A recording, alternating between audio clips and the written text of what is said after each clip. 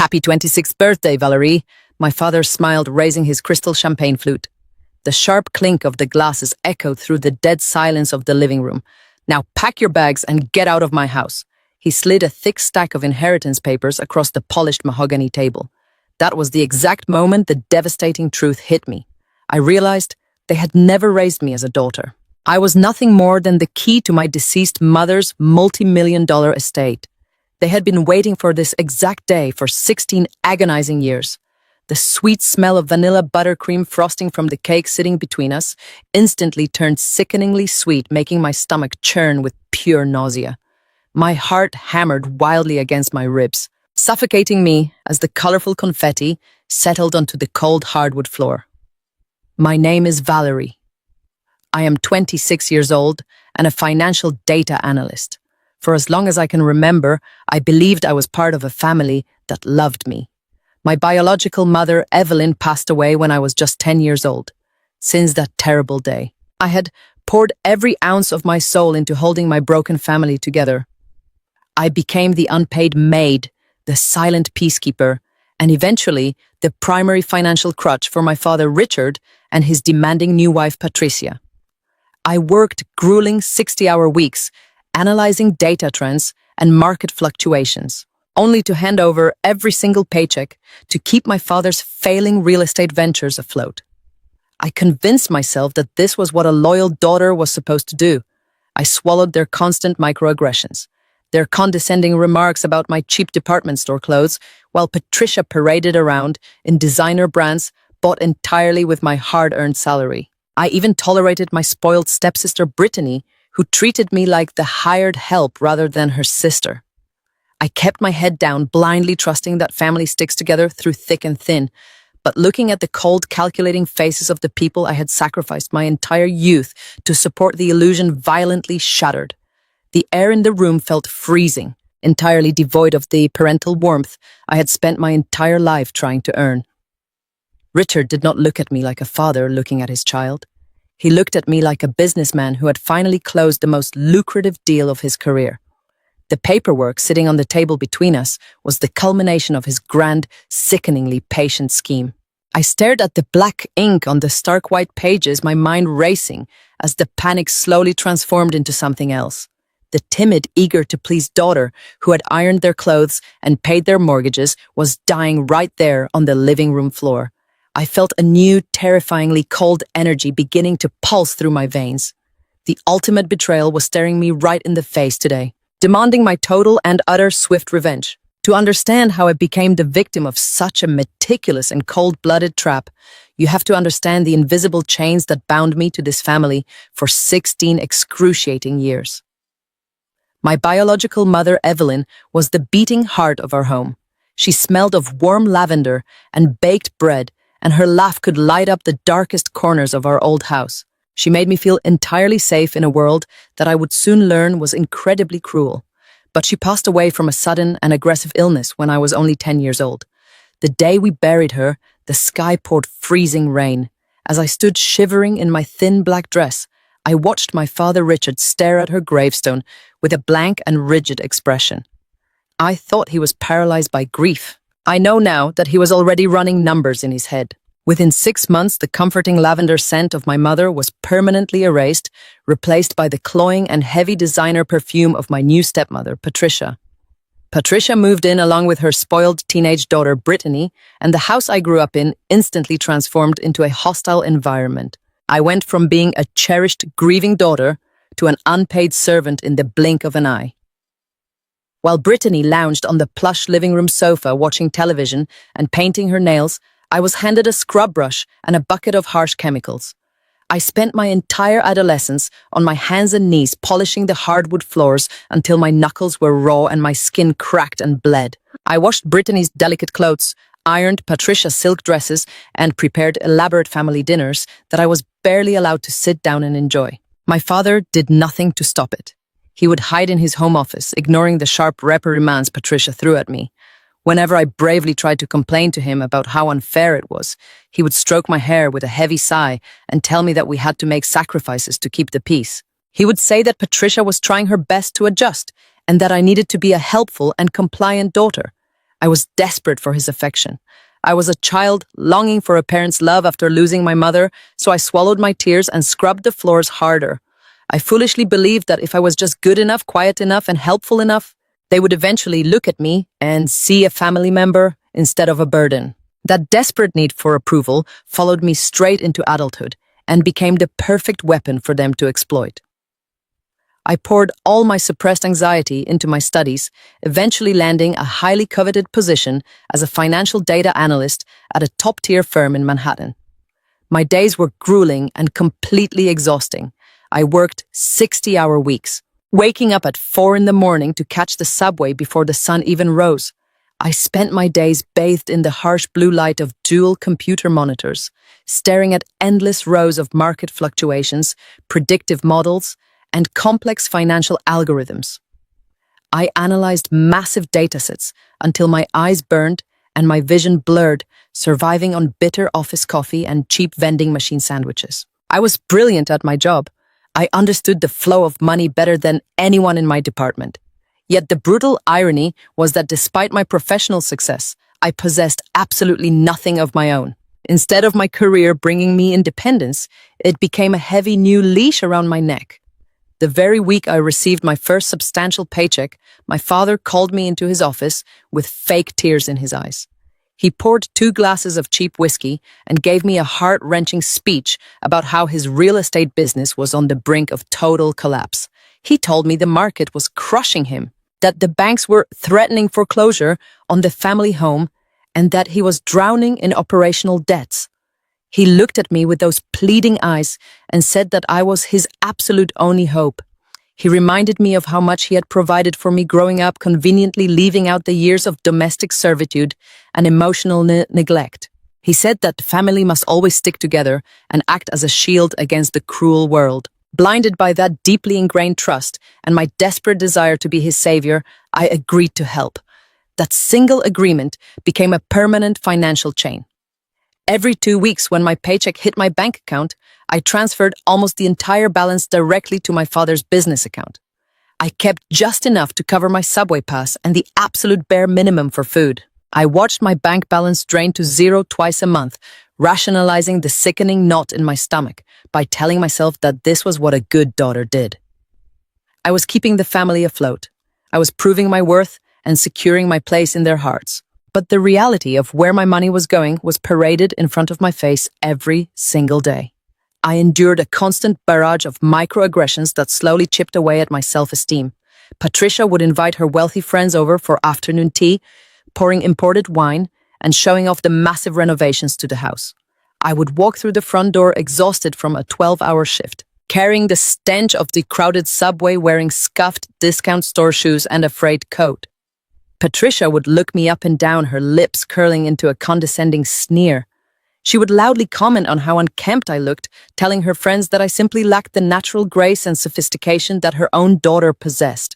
She would deliver these insults while casually resting her manicured hand on a brand new $3,000 designer handbag, a bag that was undoubtedly purchased with the very money I had transferred to my father just days prior. The physical toll of this arrangement was evident in the dark circles under my tired eyes and my declining weight, but the emotional toll was far worse. I was funding a lifestyle of extreme luxury that I was completely excluded from. Brittany was the golden child who reaped all the rewards of my silent labor. She never held a job for more than a few weeks, claiming the work environments were too toxic for her mental health. Instead, she spent her days at high-end spas, booking lavish vacations to tropical resorts, and posting heavily filtered photos on social media to maintain her image as a wealthy heiress. Whenever her premium credit cards maxed out, my father would miraculously find the funds to pay them off without a single word of reprimand. I vividly remember one freezing Tuesday evening coming home after a grueling data sprint at the firm. The winter wind was biting right through my thin jacket. When I walked into the kitchen, Brittany was throwing a massive tantrum because her brand new luxury sedan had a minor scratch on the rear bumper. She was screaming at my father, demanding that he buy her the upgraded model because she could not be seen driving damaged goods around the city. My father immediately placated her, speaking in a soft, soothing tone, promising to take her to the dealership the very next morning to pick out whatever she wanted. I stood in the doorway, my feet aching and my hands completely numb from the cold, knowing that I had just emptied my meager savings account to cover what my father claimed was an urgent payroll crisis for his contractors. My chest tightened with a profound sense of injustice. I pointed out the hypocrisy immediately. I asked my father how we could possibly afford a new luxury car when the business was supposedly failing and we were drowning in debt. Patricia instantly turned on me, her eyes flashing with venom. She accused me of being jealous and bitter. She told me that Brittany represented the family's social standing and needed to maintain appearances while I was perfectly fine hiding behind a computer screen all day, where no one had to look at me. My father just looked away, offering a weak and pathetic excuse about managing different corporate budgets. I went up to my small drafty bedroom and cried until I could no longer breathe. I felt a crushing, suffocating weight pressing down on my lungs. I felt entirely invisible in a house that I was literally paying to keep standing. Yet even after that humiliating night, I put my head back down. I woke up the next morning, put on my worn-out shoes and went back to work to earn more money for them to burn. I was fueled by a naive, pathetic belief that things would eventually change for the better. I told myself that they were just under a lot of stress and did not mean the cruel things they said. I told myself that one day my father would sit me down, thank me for my incredible sacrifices, and finally give me the love and validation I had been craving since the day my mother died. I believed with every fiber of my being that family was a sacred bond that could never truly be broken. I had absolutely no idea that they were not looking at me as a daughter, a provider, or even a human being. They were simply keeping me alive and compliant for a very specific date on the calendar. They were meticulously fattening up the sacrificial lamb, and I was blindly walking myself straight toward the slaughterhouse. The morning of my 26th birthday began exactly like the thousands of mornings before, it completely devoid of celebration and suffocated by the heavy demands of the family I was trying to save. I had just walked through the front door after pulling a brutal 14-hour double shift, finalizing the quarterly projections for my firm. The harsh fluorescent lights of the office were still burning into the back of my retinas.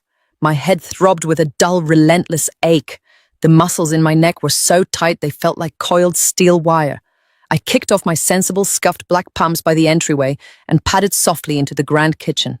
The house was quiet, save for the hum of the massive industrial refrigerator that Patricia had insisted we buy. I rubbed my exhausted eyes, dreaming only of a hot shower and 4 consecutive hours of sleep before I had to be back at my desk. As I reached for the coffee maker, a sound broke the silence, the heavy, measured footsteps of my father echoing against the polished marble floor. I turned and saw Richard walking into the kitchen. He was not wearing his usual tailored business suit, but rather a soft cashmere sweater, projecting an aura of casual domesticity. He held 2 steaming mugs of coffee and a thick manila folder tucked securely under his arm. To my absolute shock, his face was arranged into an expression of warm fatherly concern. It was a look I had not seen directed at me since my mother Evelyn was alive. For a split second, my exhausted heart actually fluttered with a pathetic, desperate hope. Maybe he remembered what day it was. Maybe the grueling sacrifices I had made were finally miraculously being recognized. "Valerie, sweetheart," he said, his voice surprisingly soft and devoid of his usual demanding edge. He set one of the mugs down in front of me. "I made your favorite. Dark roast, just a splash of almond milk. You look incredibly tired. You're working yourself to the bone for this family, and I want you to know how deeply I appreciate it." The sudden validation was overwhelming. I gripped the warm ceramic mug, feeling a sudden lump form in my throat. I had spent 16 years waiting for this exact moment. I wanted so desperately to believe him that I entirely ignored the alarm bells ringing faintly in the back of my tired mind. I took a sip of the coffee, letting the warmth settle the nervous fluttering in my stomach. "Thank you, Dad," I whispered, my voice thick with suppressed emotion. "I just want to make sure we stay afloat. I want to make sure we are safe." He smiled, a gentle curve of his lips that reached his eyes, and patted my hand affectionately. "We are safe, Valerie, because of you. But I need to ask you for one last favor to finally get us completely clear of this financial mess." He slid the manila folder across the smooth granite countertop. The thick stack of papers inside landed with a heavy, definitive thud. I stared at it, confusion replacing the momentary warmth. "What is this?" I asked, my fingers hovering over the edge of the folder. Richard let out a heavy, dramatic sigh, rubbing his temples as if burdened by an immense, invisible weight. "It is just a minor tax formality," he explained, his tone shifting back to the pragmatic businessman, but laced with a subtle undercurrent of manufactured panic. "It has to do with your mother Evelyn's old trust fund. The IRS has been conducting an audit on some of my older real estate holdings, and they are threatening to freeze our operational accounts by the end of the week if we do not consolidate these old legacy assets into the primary family trust." My brow furrowed. I was a financial data analyst, and while corporate tax structures were incredibly complex, the sudden urgency regarding a trust fund that had been dormant for 16 years seemed highly irregular. "Why now?" I asked, genuinely confused. "And why do you need me to sign it?" Richard leaned closer, his eyes pleading, projecting the image of a desperate father trying to shield his daughter from ruin. Because the trust was set up with a specific maturation date. He paused, looking at me with a carefully crafted expression of regret. "Today is your 26th birthday, Valerie. The trust legally opens today, in order to protect the capital from these aggressive federal tax liens. I need you to sign this consolidation agreement. It simply transfers the management of the assets under the protective umbrella of my corporate LLC. It will save the house. It will save the business. It will save our family." I hesitated. A core principle of my profession was to never under any circumstances sign a legal or financial document without conducting a thorough independent review. The stack of papers was easily 40 pages thick, filled with dense, impenetrable legal jargon. I should have taken it to my bedroom. I should have spent the next 3 hours reading every single clause. I should have emailed a copy to a specialized trust attorney. I knew the rules, but my father was looking at me with tears welling in his eyes. He was playing the ultimate card, exploiting the deepest vulnerability I possessed. He was offering me the illusion of the loving family I had sacrificed my entire life to rebuild. The exhaustion clouding my brain made the dense text blur together. The dull throbbing in my temples intensified. I looked at the man who had raised me, the man who shared my blood. I naively, stupidly believed that a father would never intentionally harm his own daughter. I picked up the expensive silver pen he had conveniently placed next to the folder. My hand hovered over the signature line on the final page. "Are you absolutely sure this will fix everything?" I asked it, my voice barely above a whisper. Richard nodded firmly, his hand resting reassuringly on my shoulder. "I swear to you, Valerie, this is the very last step. Once you sign this, our financial troubles are completely over." I took a deep breath, pushing down the last lingering whisper of doubt, and pressed the pen to the paper. I signed my name in a smooth, fluid motion, trusting my flesh and blood implicitly. I did not realize that with those few simple strokes of ink, I was not saving my family. I was systematically dismantling my own future and handing the keys to my mother's empire directly to the people who despised me. The second the ink from my signature dried on the final page of that document, the atmosphere in the kitchen violently shifted. It was an instant, terrifying transformation. The warm, fatherly facade my dad had been wearing completely evaporated, replaced by a cold, calculating sneer that chilled me to the bone. Before I could even put this silver pen down, Richard reached across the granite countertop and snatched the manila folder from my hands with such sudden force that it genuinely startled me. He pulled the thick stack of papers against his chest, clutching them like a prize he had just won in a bloody battle. His shoulders relaxed, his posture straightened, and he let out a loud, breathless laugh that echoed unnervingly in the large, silent room. I sat there, my exhausted brain struggling to process the abrupt change in his demeanor. I opened my mouth to ask him if everything was okay, if the business was finally safe, but the words died in my throat. From the hallway, the sharp, rhythmic clicking of high heels announced the arrival of my stepmother, Patricia. She was not wearing her usual silk robe. She was fully dressed in a tailored crimson pantsuit, looking as if she were heading to a high society luncheon rather than dealing with a supposed family financial crisis. Her face was set in a hard, triumphant expression. She walked straight past my father, stopping directly in front of me, without saying a single word. She lifted her perfectly manicured hand and casually dropped 3 heavy black industrial garbage bags right at my feet. The heavy plastic hit the hardwood floor with a dull, sickening thud. I looked from the garbage bags up to Patricia's face, my confusion rapidly spiraling into a deep primal panic. "What are these for?" I asked, my voice trembling slightly. "Are we cleaning out the garage today?" Patricia let out a sharp, mocking laugh that sounded like scraping metal. "We are cleaning out the trash, Valerie," she said, her voice dripping with absolute venom. "And you're going to need those to pack whatever pathetic rags you have upstairs. Because, as of this very minute, you no longer live here." The room started to spin. My heart slammed against my ribs so hard it physically hurt. I turned frantically toward my father, expecting him to reprimand her, to tell her to stop making such a cruel joke. "Dad, what is she talking about?" I pleaded, searching his eyes for the desperate, loving father who had begged for my help just minutes ago. But the man looking back at me was a complete stranger. His eyes were devoid of any affection, completely cold and utterly hollow. Richard stepped forward gently, tapping the thick manila folder against his palm. He looked down at me with an expression of profound disgust. "It means exactly what she said, Valerie. You need to pack your things and get out of my house. The time for playing the happy blended family is officially over." The words hit me like a physical blow. I could not comprehend what was happening. "But Dad, I just signed the tax consolidation papers. I just saved the business. What do you mean I have to leave?" Richard let out another cruel, patronizing laugh. "Tax consolidation papers," he scoffed, shaking his head as if he were dealing with a particularly slow child. "You really are just as naive as your mother was." He tossed the folder back onto the counter, flipping it open to the signature page I had just blindly signed. "This has absolutely nothing to do with my real estate business, Valerie. My business has been incredibly profitable for years entirely, thanks to the paychecks you were stupid enough to hand over to me every month." He leaned in close, bringing the stench of his expensive cologne right into my face. "This paperwork," he continued, his voice dropping to a sinister, gloating whisper, "was about your mother's estate. Evelyn's estate. The trust fund she set up for you before she died." My entire body went numb. The blood drained from my face, leaving me feeling incredibly lightheaded. "Trust fund," I stammered, my voice barely audible. "What trust fund? I do not have a trust fund. You always told me Mom left nothing but debts when she died."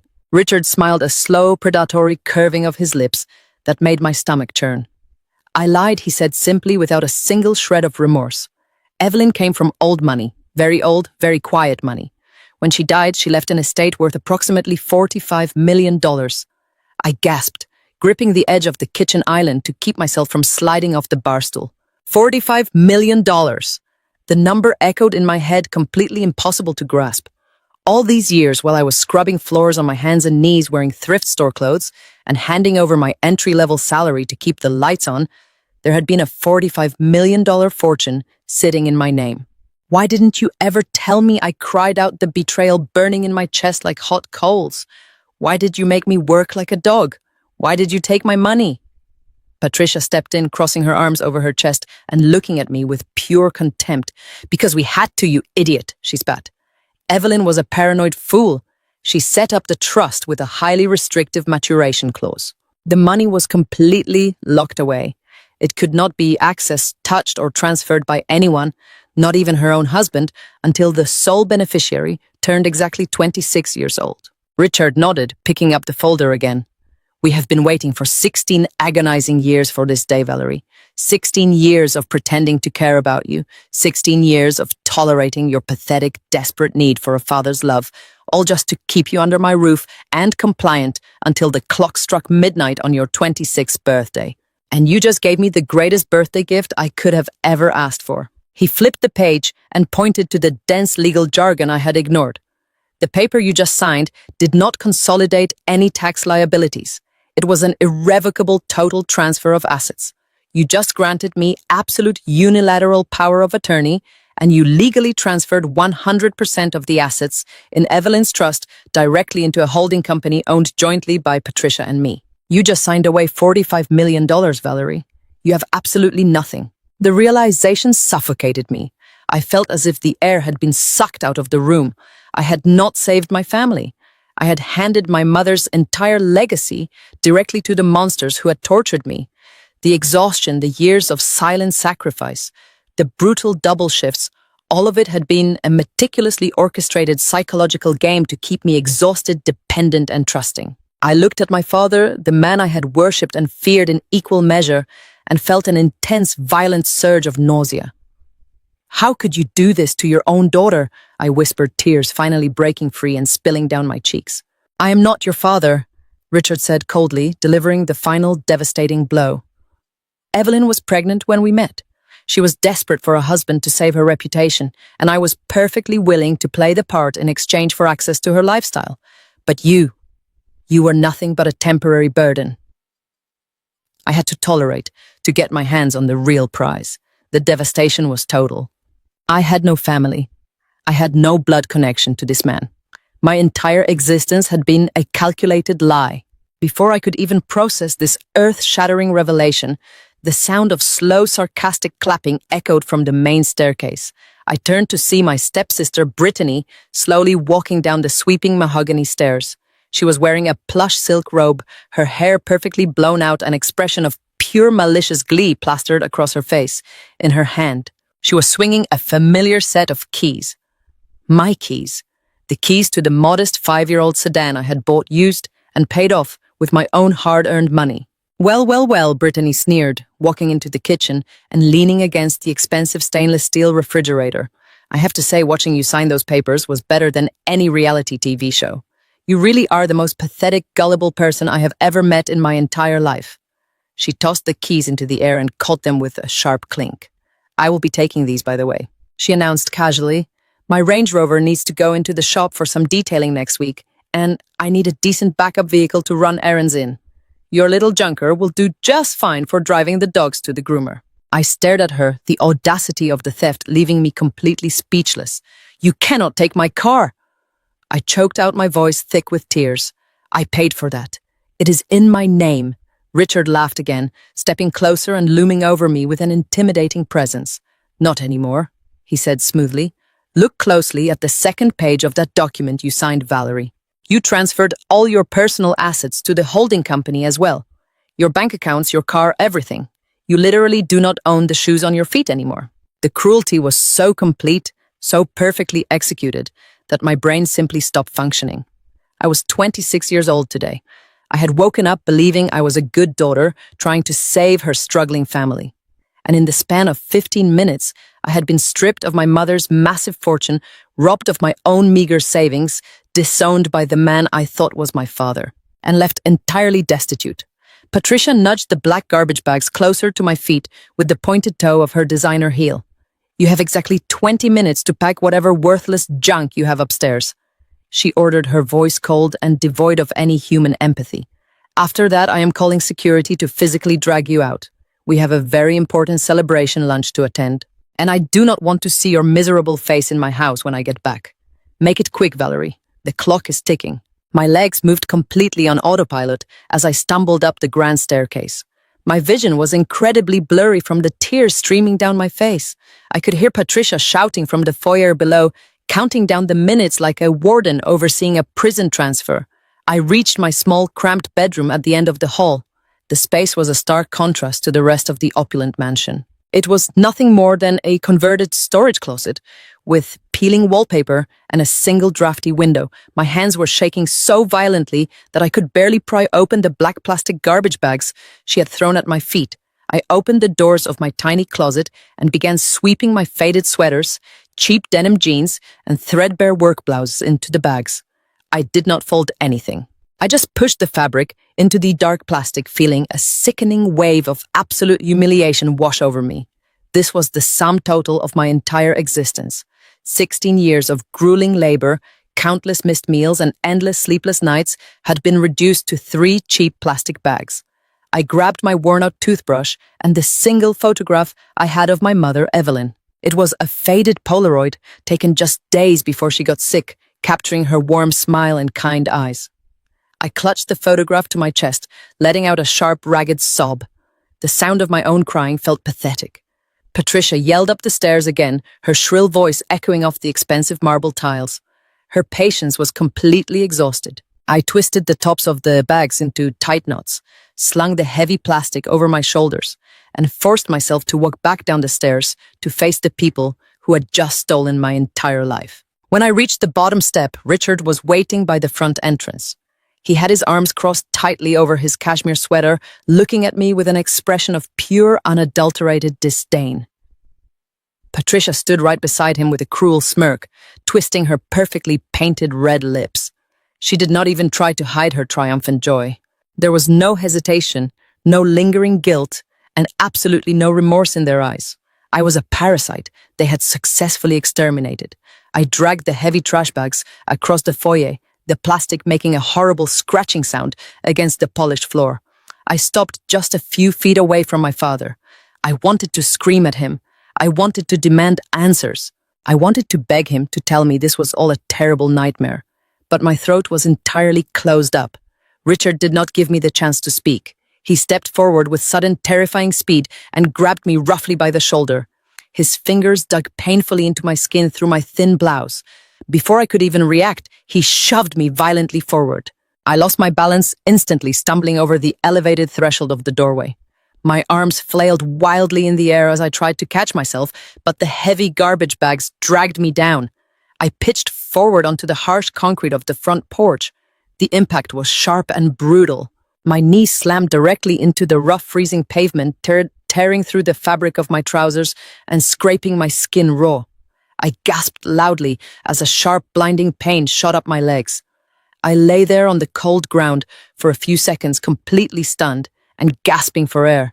Before I could attempt to push myself up from the freezing concrete, Richard stepped out onto the porch. He did not reach down to help me. He simply kicked one of my garbage bags down the stone steps with the tip of his expensive leather loafer. The plastic tore open slightly, exposing my cheap clothes to the bitter winter wind. "Do not ever show your face around this property again, Valerie," he said, his voice as cold and sharp as a winter blizzard. "If you try to contact me, if you try to call Patricia, or if you ever try to step foot on this estate, I will have you arrested for trespassing. You are nothing to me. You never were." With those final, devastating words, he turned his back on me and walked inside. The massive solid oak front door swung shut with incredible force. The sound of the heavy deadbolt clicking into place echoed through the quiet neighborhood like a gunshot. It was the loudest, most definitive sound I had ever heard in my entire life.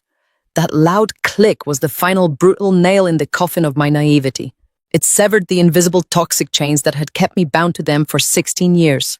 The illusion of my family was permanently dead. I was entirely alone in the world.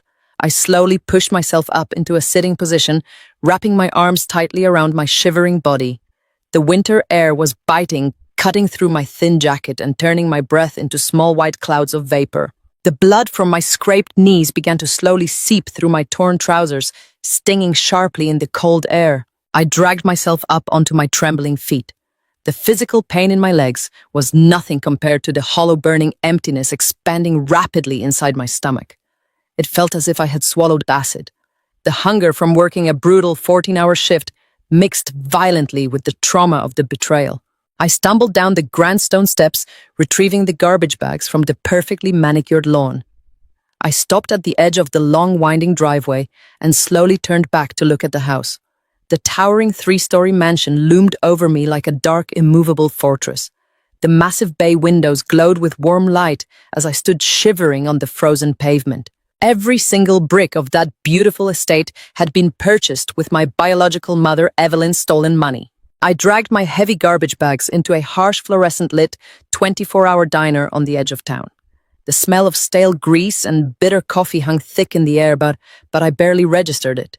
I slid into a cracked vinyl booth, shoving my entire life into the space beneath the sticky table. My hands were still trembling as I ordered a black coffee from a waitress who looked at me with pity. When she set the chipped ceramic mug in front of me, the heat radiated against my freezing palms. I stared down at the dark liquid, seeing my own pathetic reflection. I was 26 years old, shivering in torn trousers, entirely destitute, and utterly betrayed by the people who shared my blood. I closed my eyes and allowed one final tear to slip down my bruised cheek. I raised my hand and wiped it away with the back of my raw knuckles. That single tear was the absolute last drop of grief I would ever shed for my father. In that rundown diner, amidst the clinking of cheap silverware, and the low hum of the refrigerator, the timid, compliant, and desperate daughter officially died. The girl who scrubbed floors and begged for scraps of parental affection was gone forever. In her place, a cold, calculating, and merciless financial data analyst opened her eyes. My father had made a catastrophic miscalculation. He thought because he took my car and drained my bank accounts that he had stripped me of all my power.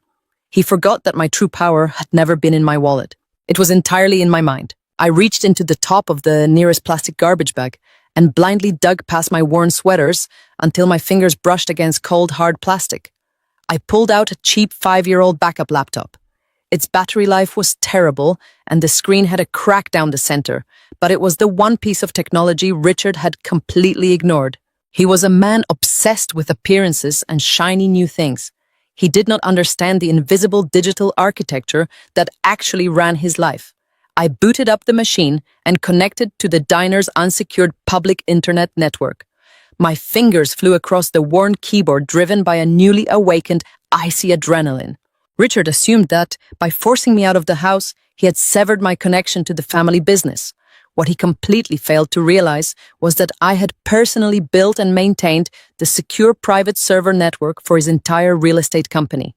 I held master administrator access to absolutely everything.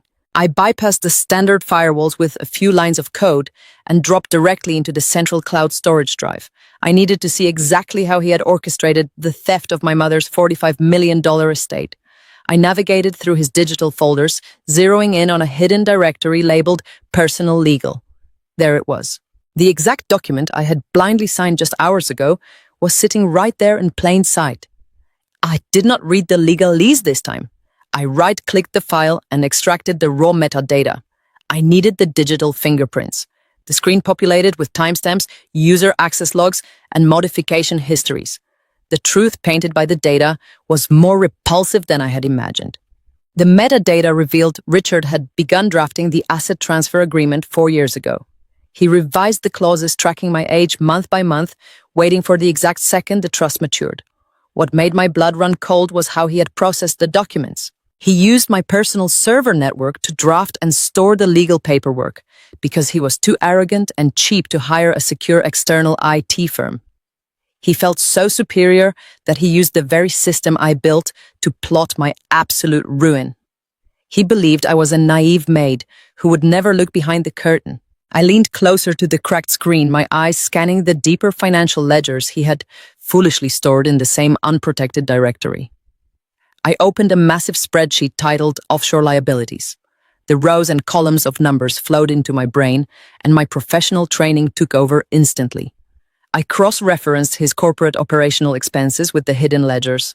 The financial puzzle pieces violently snapped together, revealing a conspiracy so massive it made my stomach drop. My father had not just stolen my inheritance today. He had been illegally borrowing against the locked trust fund for over a decade. The ledgers showed systematic forged withdrawals, unauthorized collateral loans, and blatant embezzlement.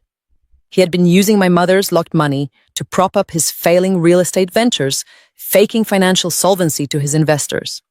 I stared at the red deficit numbers, realizing the terrifying magnitude of what I had uncovered.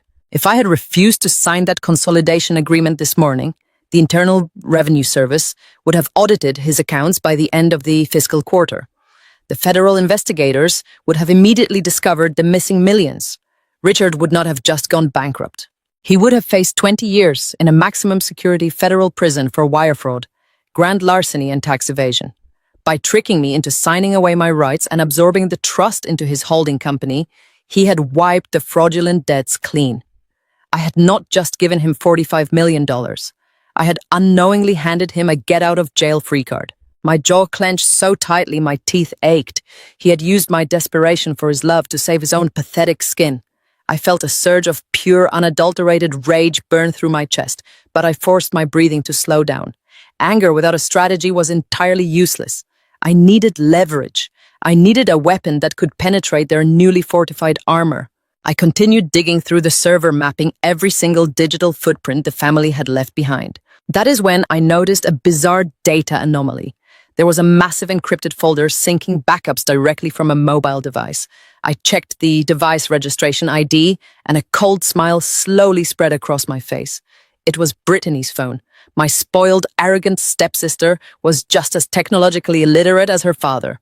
She had set her new smartphone to automatically back up all her local files, photos, and application data directly to the family cloud server without ever realizing that I had full visibility into the drive. I bypassed her weak security protocols and cracked the folder open. I expected to find thousands of selfies, shopping receipts, and mindless social media drafts. Instead, what I found was a highly glaring, extremely lethal vulnerability. I opened a subfolder containing exported bank statements and digital transfer receipts. Brittany was legally married to Derek, an incredibly powerful corporate lawyer who commanded a massive fortune. Yet her financial records showed continuous illicit wire transfers, funneling hundreds of thousands of dollars out of Derek's private wealth management accounts. I traced the routing numbers. The money was not going toward her designer handbags or spa treatments. It was being systematically diverted into an untraceable offshore shell company. I dug deeper, opening her synced text message logs. The messages were directed to an unsaved international number. I read through the explicit, detailed conversations. Brittany was not just having a sordid affair with a foreign luxury car dealer. She was stealing her powerful husband's money to finance her lover's lavish lifestyle. She was booking 5-star hotel suites, purchasing imported sports cars, and securing private yacht charters using Derek's guarded assets. I sat back against the rigid vinyl diner booth, the cheap plastic squeaking under my weight. The sheer magnitude of their collective arrogance was absolutely staggering.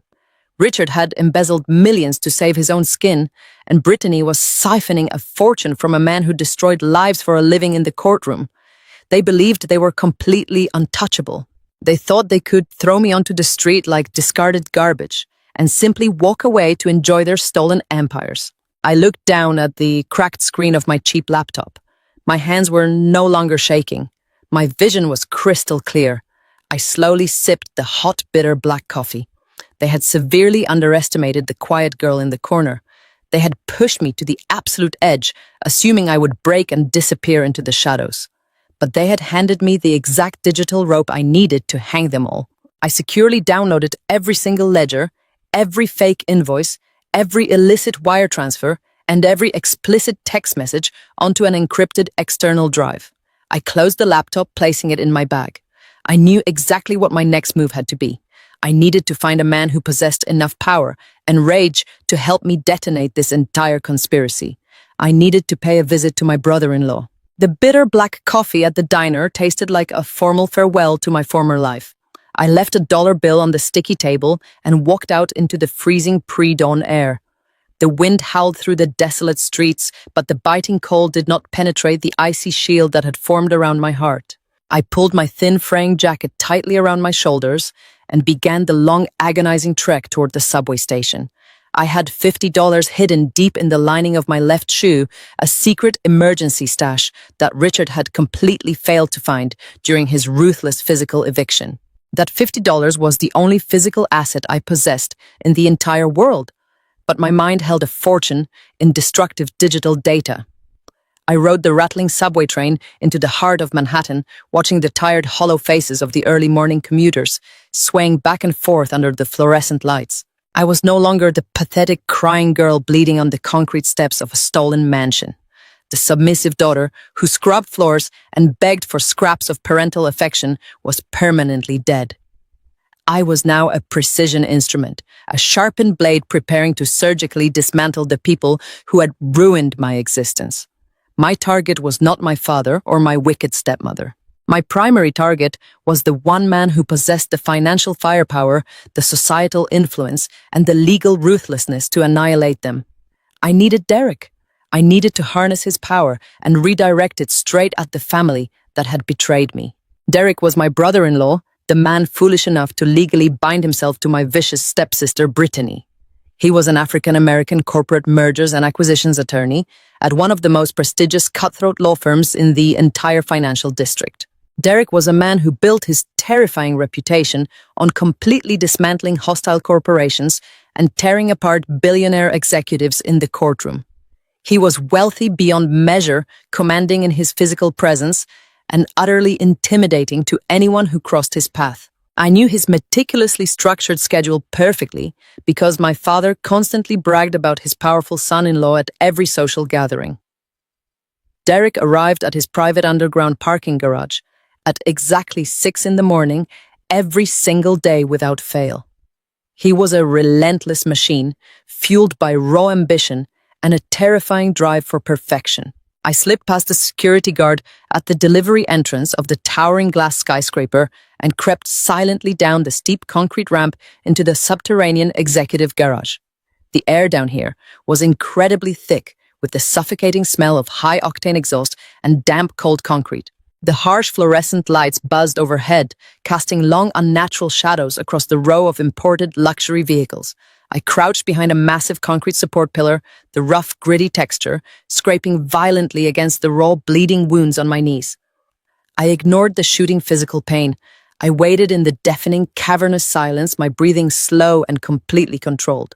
The cold, calculating analyst inside me was fully awake, processing every single variable of the upcoming confrontation. Exactly at the stroke of 6, the heavy steel security gate at the top of the ramp began to roll upward with a loud metallic grinding sound that echoed through the vast empty space.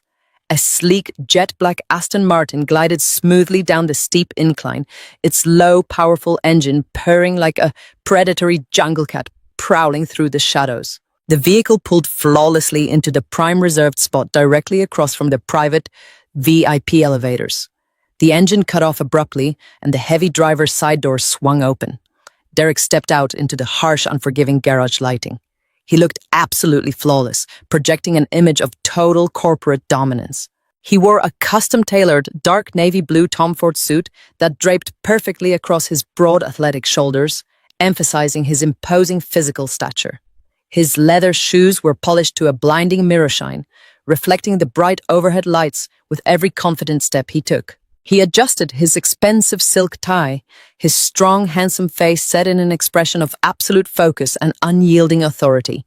He exuded a heavy, suffocating aura of supreme confidence, representing a man who held the corporate world entirely in the palm of his hand.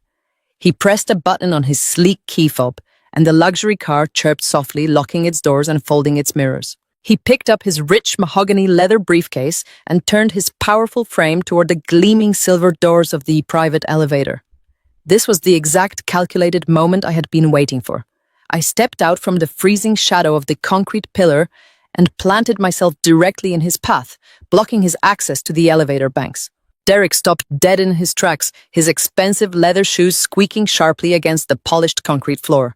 His dark, piercing eyes narrowed instantly as his highly trained legal brain processed the sudden, unexpected intrusion into his highly secure morning sanctuary. He looked at my disheveled appearance, my torn, dirt-stained trousers, my scuffed discount shoes, and my pale face. For a brief, fleeting second, a flash of genuine physical alarm crossed his strong features before it quickly settled into a cold, hard mask of deep annoyance. "Valerie," he said, his deep, rich baritone voice echoing aggressively off the bare concrete walls. "What in the world are you doing down here in the executive garage at this hour? You look like you just crawled out of a city dumpster. How did you even manage to get past the lobby security desk without them throwing you back out onto the street?" I stood my ground, refusing to let his towering height and aggressive physical posture intimidate me. I did not shrink back or apologize for my terrible appearance. "I need to talk to you, Derek," I said, my voice completely steady, cold, and devoid of any emotion. "Any? It is a matter of absolute urgency, and it concerns your wife, Brittany. I need exactly 5 minutes of your time right now." Derek let out a heavy, dramatic, exasperated sigh, shifting his heavy leather briefcase from his right hand to his left hand. He glanced down at his expensive platinum wristwatch, shaking his head in utter disbelief. "Valerie, I absolutely do not have the time or the patience for this ridiculous family drama today," he said, his tone dripping with thick, patronizing condescension. "Richard called me an hour ago while I was driving. He told me you threw a massive, hysterical tantrum this morning because he finally decided to cut off your credit cards and stop funding your entitled lifestyle. He told me you packed your garbage bags and stormed out of the house like a spoiled, ungrateful teenager. I stared at him, letting the sheer magnitude of my father's lies wash over me. Richard had already planted the false narrative. He had already expertly manipulated Derek into believing I was the unstable villain of this story. Derek took an aggressive step forward, using his commanding physical presence to try and force me to move out of his way. "Look, I know you have always been insanely jealous of Brittany," he continued, his voice echoing loudly in the empty concrete cavern. "I know it is difficult for you to accept that Richard and Patricia expect you to finally grow up and support yourself. But ambushing me in the parking garage of my law firm is completely unacceptable behavior.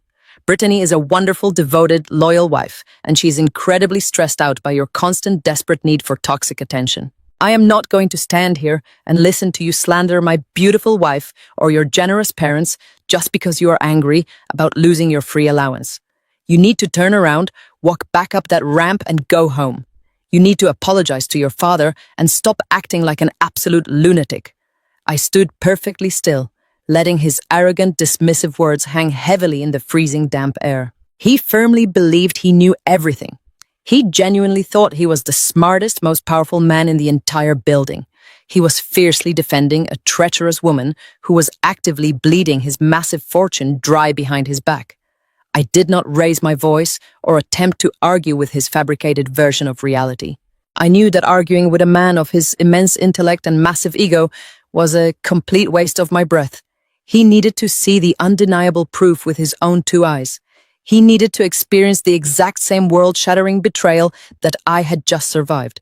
"You are absolutely right, Derek," I replied, my voice dropping to a terrifyingly calm whisper. "I am completely broke, and I do not have a single dollar to my name. But I am not here to ask you for money or beg for sympathy. I am here to offer you the truth about the woman sleeping in your bed." I watched Derek carefully studying the aggressive posture of a man accustomed to total obedience. He expected me to break down, to weep, to beg him to intercede with my father. He expected the weak sister-in-law who had spent 5 years silently serving his wife's family. Instead, I simply unzipped my cheap canvas tote bag. I did not raise my voice. I did not shed a single tear. I reached inside and pulled out a standard manila folder, the exact kind my father had used to steal my mother's fortune. I stepped forward, closing the distance between us, and firmly slapped the folder down onto the pristine hood of his prized, jet-black Aston Martin. The sharp smack of heavy paper against expensive metal echoed loudly in the cavernous underground garage. Derek instantly stiffened his broad shoulders, tensing as his protective instinct over his luxury vehicle collided with his bewilderment at my audacity. He opened his mouth to issue a reprimand, but I cut him off completely. "I am a senior financial data analyst." "Derek," I stated, my voice echoing with cold metallic precision. "I spend 60 hours a week hunting down hidden assets and tracking the invisible digital flow of corporate capital. Did you honestly believe that your wife could successfully hide a massive, illicit financial operation right under my nose?" Derek stared at me, his dark, piercing eyes narrowing into dangerous slits. His jaw clenched tightly. He looked from my steady gaze down to the ordinary folder resting on his car. His hand hovered over the cover for a fraction of a second, his razor-sharp legal instincts warring with his pride.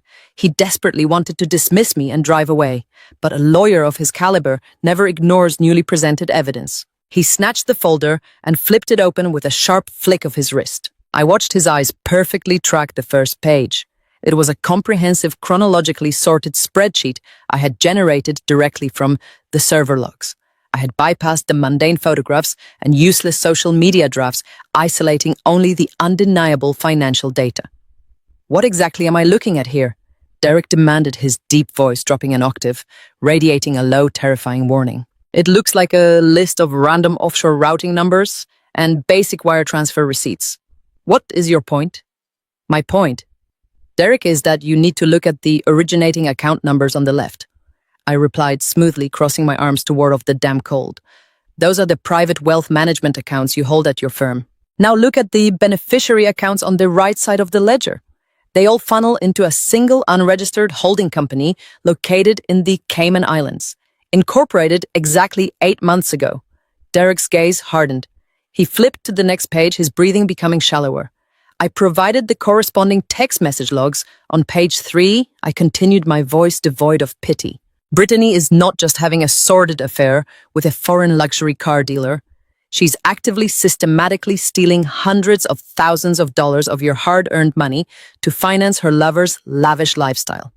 You're currently paying for his imported sports cars, his penthouse suites, and his private yacht charters in the Mediterranean. You are the ultimate, unsuspecting ATM for a man sleeping with your wife.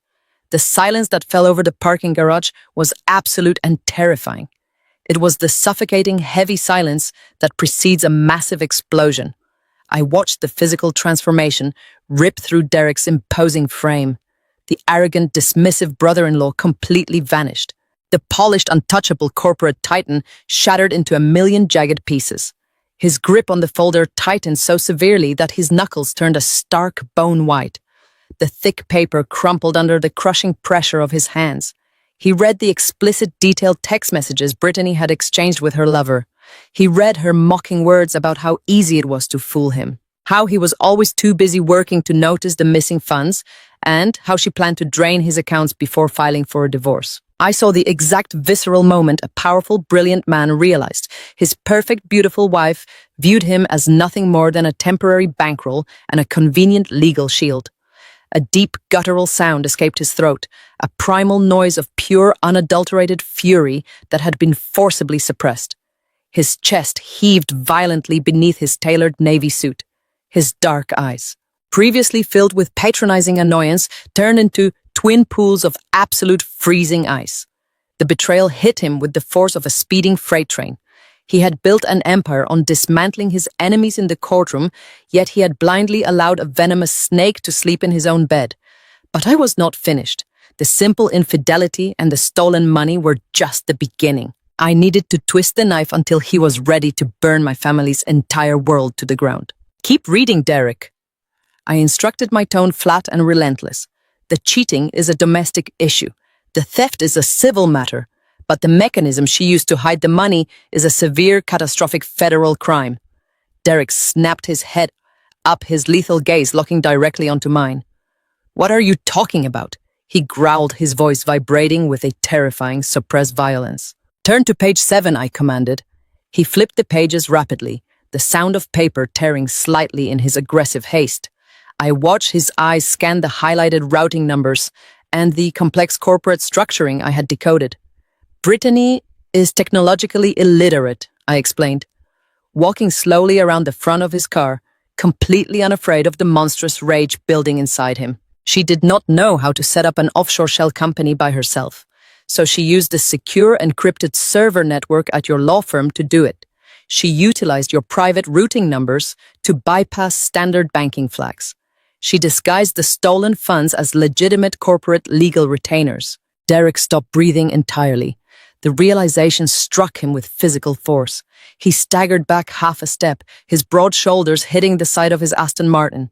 She used my firm. He whispered the words, tasting like poison in his mouth. Yes, I confirmed, stepping right into his personal space.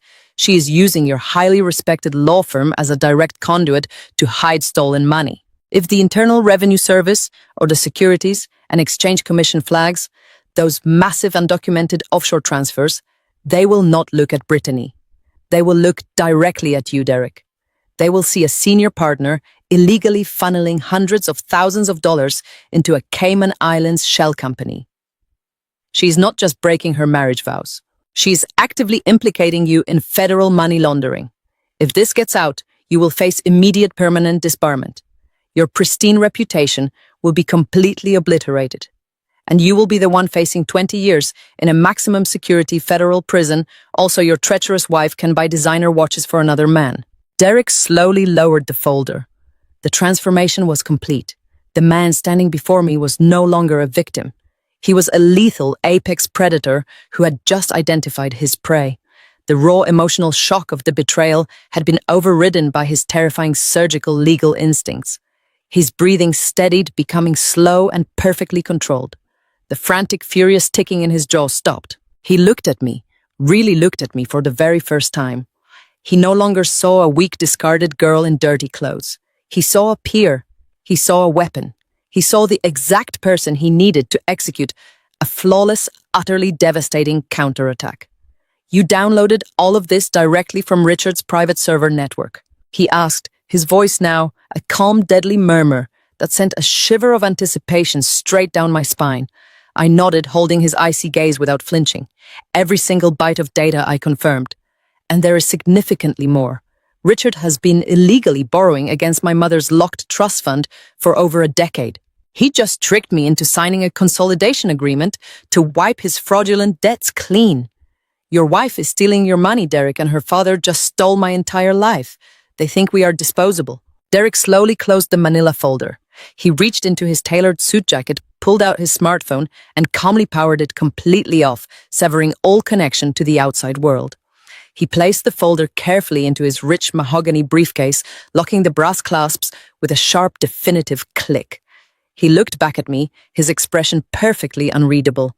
A terrifyingly blank canvas, hiding a brewing massacre. "Get in the car right now, Valerie," he commanded, unlocking the heavy doors of the Aston Martin. "We are going to my private law office downtown, and together we are going to utterly destroy them all." The heavy doors of the Aston Martin closed with a solid vacuum, sealing us inside a world of rich leather and absolute silence. Derek did not say a single word as he navigated the luxury vehicle out of the subterranean garage and into the chaotic morning traffic of Manhattan. I sat in the passenger seat staring straight ahead, feeling the raw stinging pain in my scraped knees slowly morph into a dull, distant throb. The terrified, exhausted girl who had been crying on the concrete steps just an hour ago was completely gone. In her place, a cold, calculating entity had taken the wheel. I watched the towering skyscrapers of the financial district reflect in the polished glass of the windshield. Derek drove with aggressive precision, cutting through the congested streets with the ease of an apex predator swimming through familiar waters. He pulled into the private underground parking structure of his elite law firm and killed the engine. The silence returned, heavy and pregnant with unexploded violence. He turned his head slowly and looked at me. His dark eyes were no longer clouded with shock or denial. They were completely clear, sharp, and terrifyingly focused. He studied my pale face, my messy hair, and my torn clothes, but he was not looking at my physical appearance anymore. He was staring directly into my mind. For 5 entire years, I had been nothing but the quiet, downtrodden sister-in-law who dutifully showed up to family dinners and smiled politely from the corner of the room. I was the boring financial data analyst who wore cheap clothes and worked too many hours. Derek had barely spoken 2 words to me during his entire marriage to my vicious stepsister. But right now, in the freezing silence of the parking garage, he was finally seeing me for exactly what I was. I was not a victim. I was a highly lethal weapon that had just been fully loaded and handed directly to him. "You mapped the entire routing network of my private wealth management accounts without triggering a single internal security flag," he said, his voice a low, vibrating rumble of genuine awe and dark amusement. "You cracked an encrypted corporate holding company blindfolded and downloaded the raw metadata directly from your father's heavily guarded private server." I nodded, maintaining steady eye contact. "I built his server, Derek," I replied, my tone completely flat. "I know every single backdoor, every hidden directory, and every blind spot. He locked me out of the front door of the house, but he forgot to revoke my master administrative access to his entire digital life. I hold the keys to his kingdom, and I hold the undeniable proof of your wife's federal crimes." Derek let out a sharp, humorless laugh that echoed against the dashboard. A terrifying grin slowly spread across his handsome face. It was the exact smile of a corporate shark who had just found the vital weakness in a hostile billionaire's armor. "We are not going to call the police right now, Valerie," he stated, leaning back against the plush leather seat. "We are not going to confront them.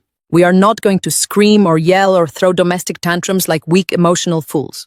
If we strike them today, while they are highly defensive and expecting a messy confrontation, they might panic and attempt to destroy the financial evidence or flee the jurisdiction.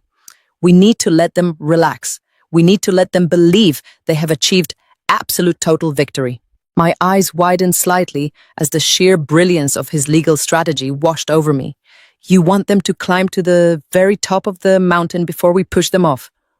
I whispered, a thrill of icy adrenaline rushing straight down my spine. "Precisely," Derek confirmed, his dark eyes flashing with merciless intent. Your father just stole $45 million from your mother's trust fund. He believes he is completely untouchable. Brittany believes she has successfully drained my accounts to buy her lover a luxury penthouse in Europe. They are arrogant, greedy, and extraordinarily stupid. We are going to give them enough rope to hang themselves publicly. Derek continued, his voice dropping to a deadly whisper. Patricia mentioned they are hosting a massive celebratory banquet next weekend to officially announce the expansion of the real estate firm. They have invited every major investor, every local politician, and every high society elite in the city. It will be the absolute pinnacle of their social and financial arrogance. They will be standing on a stage surrounded by the very people they want to impress, drinking expensive champagne bought with your mother's stolen money and my hijacked assets. That is the exact moment we strike. We will not just take their money, Valerie. We will completely obliterate their reputations, their freedom, and their entire future in front of the entire world. I felt a cold, predatory smile stretch across my own face, matching his perfectly. The sheer poetry of destroying them at their most triumphant moment was incredibly intoxicating. I will prepare the financial dossiers, I promised, my voice steady and resolute. I will organize the wire transfer logs, the fake invoices, the explicit text messages, and the exact tracking data of every stolen dollar. I will format the evidence into undeniably clear reports that even a blind federal judge could instantly understand. And I will prepare the legal execution. Derek replied smoothly, resting his strong hands on the steering wheel. I am going to draft emergency federal injunctions to permanently freeze every single bank account, holding company, and real estate asset connected to Richard, Patricia, and Brittany.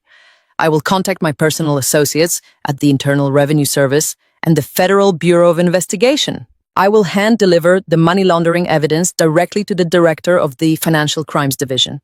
By the time they take their first sip of champagne at that banquet, their entire financial empire will be locked down tight by the federal government. They will not be able to buy a cup of coffee, let alone hire a defense attorney. We are going to sever their lifelines, burn their bridges, and trap them inside a burning building with absolutely no exits. The sheer magnitude of his power was breathtaking. I had spent 16 years feeling incredibly small and entirely helpless under my father's tyrannical roof. I had allowed them to strip away my dignity, my inheritance, and my peace of mind. But sitting in this car next to a man who commanded legions of corporate attorneys and federal contacts, I finally realized my own true value. I was the architect of their downfall. Derek opened the car door and stepped out into the garage, motioning for me to follow him. We rode the private executive elevator up to the top floor of the law firm in total silence. The door slid open to reveal a massive opulent office suite bathed in the early morning sunlight. He directed me to a sprawling mahogany conference table and handed me a pristine silver laptop. You can use my secure local network, Valerie, he said, pulling out his own mobile device to begin making the lethal phone calls. Consider my firm your absolute sanctuary. No one will find you here, and no one will interrupt your work. We have exactly 7 days to prepare the most devastating legal and financial ambush this city has ever witnessed. I opened the laptop, connecting my encrypted external hard drive to the secure port. The bright screen illuminated my face, casting a cold blue glow over my determined features. I opened the first massive folder of offshore banking ledgers and began meticulously sorting the stolen assets. My fingers danced across the sleek keyboard, building the digital guillotine that would sever my father's head. Every single keystroke was a calculated act of pure, devastating revenge. I did not feel a single ounce of pity or remorse for the family that had violently thrown me out onto the freezing concrete. They had spent over a decade feeding off my silent suffering and exploiting my desperate desire for a loving home. They had brutally laughed in my face while they stole my biological mother's legacy. Now they were going to learn a highly agonizing lesson about karma. We were going to let them put on their expensive clothes and walk into that grand ballroom feeling like absolute royalty. We were going to let them smile for the flashing cameras and bask in the fake admiration of their wealthy peers. And then Derek and I were going to step out of the shadows and systematically tear their entire universe apart, piece by bloody piece. The quiet, compliant daughter was dead and buried. I was a completely unleashed weapon of absolute destruction, and I was finally ready to strike. I would not hesitate for a single second. I would show no mercy. I would gladly watch their world burn. The massive glass walls of Derek's penthouse apartment offered a panoramic view of the Manhattan skyline, but I was completely blind to the glittering city below. My entire focus was locked on the dual high-definition monitors, illuminating the dark room with a harsh blue light. The sleek, high-performance computer hummed quietly beneath the glass desk, processing the massive datasets I was feeding into the decryption software.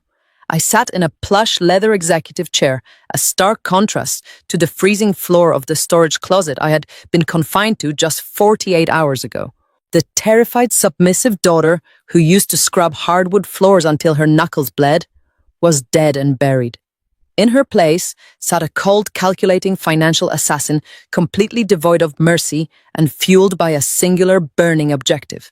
Derek stood perfectly still behind me, holding a glass of scotch, his dark eyes tracking every single line of code scrolling rapidly across the screens. We operated in total silence, a lethal alliance forged in the fires of absolute betrayal. We did not need to speak. We both understood the exact magnitude of the destruction we were about to unleash. I typed a final command, bypassing the pathetic secondary firewalls Richard had hired some discount firm to install on his new holding company servers. He was an incredibly arrogant man, but his arrogance was entirely built on a foundation of profound stupidity. He genuinely believed that transferring my mother's $45 million estate into a newly registered limited liability corporation would make the funds completely untraceable. He thought changing the account routing numbers would magically wash the dirty money clean. He did not realize that money always leaves a digital footprint, and I was the absolute best in the business at tracking the invisible ink. With a sharp, definitive click of my mouse, the encrypted ledgers cracked open.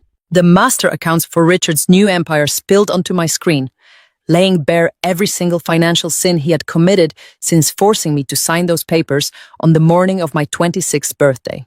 "Look at this," I murmured, my voice sounding completely foreign, dropping to a low metallic frequency. I brought up a complex web of transaction histories, highlighting the massive outward flows of capital. The second my signature dried on that consolidation agreement, he initiated an aggressive series of wire transfers. He did not just take the money, Derek. He immediately began laundering it through a network of shell companies to distance the capital from Evelyn's original trust. I pulled up the corresponding banking receipts, tracing the massive sums as they bounced from domestic accounts to offshore registries and finally back into a centralized corporate fund under his direct control. He transferred $12 million to cover the fraudulent collateral loans he took out last year. He funneled another $8 million into private wealth portfolios completely controlled by Patricia. And the remaining $25 million is currently sitting in a liquid asset account attached to a brand new commercial real estate venture. Derek leaned over my shoulder, his imposing physical presence a heavy anchor in the quiet room. His razor-sharp legal mind instantly categorized the raw data I was exposing. "It is textbook wire fraud," he stated, his deep baritone voice rumbling with dark satisfaction. "He is moving stolen funds across state and international lines to obscure the origin of the capital. If we hand these specific transaction logs to the federal authorities right now, they will freeze the accounts before the sun comes up. He would be arrested before he even finishes his morning coffee." I stared at the screen, watching the undeniable proof of my father's treachery glow against the dark background. The urge to pick up the phone and call the authorities was incredibly strong. The burning, hollow sensation in my stomach demanded immediate, swift justice. But I remembered the promise Derek and I had made in the underground parking garage. We were not going to simply arrest him in the quiet hours of the morning. We were going to let him climb to the absolute peak of his monstrous ego before we violently cut the mountain out from under his feet. "We cannot move yet," I said, shaking my head slowly.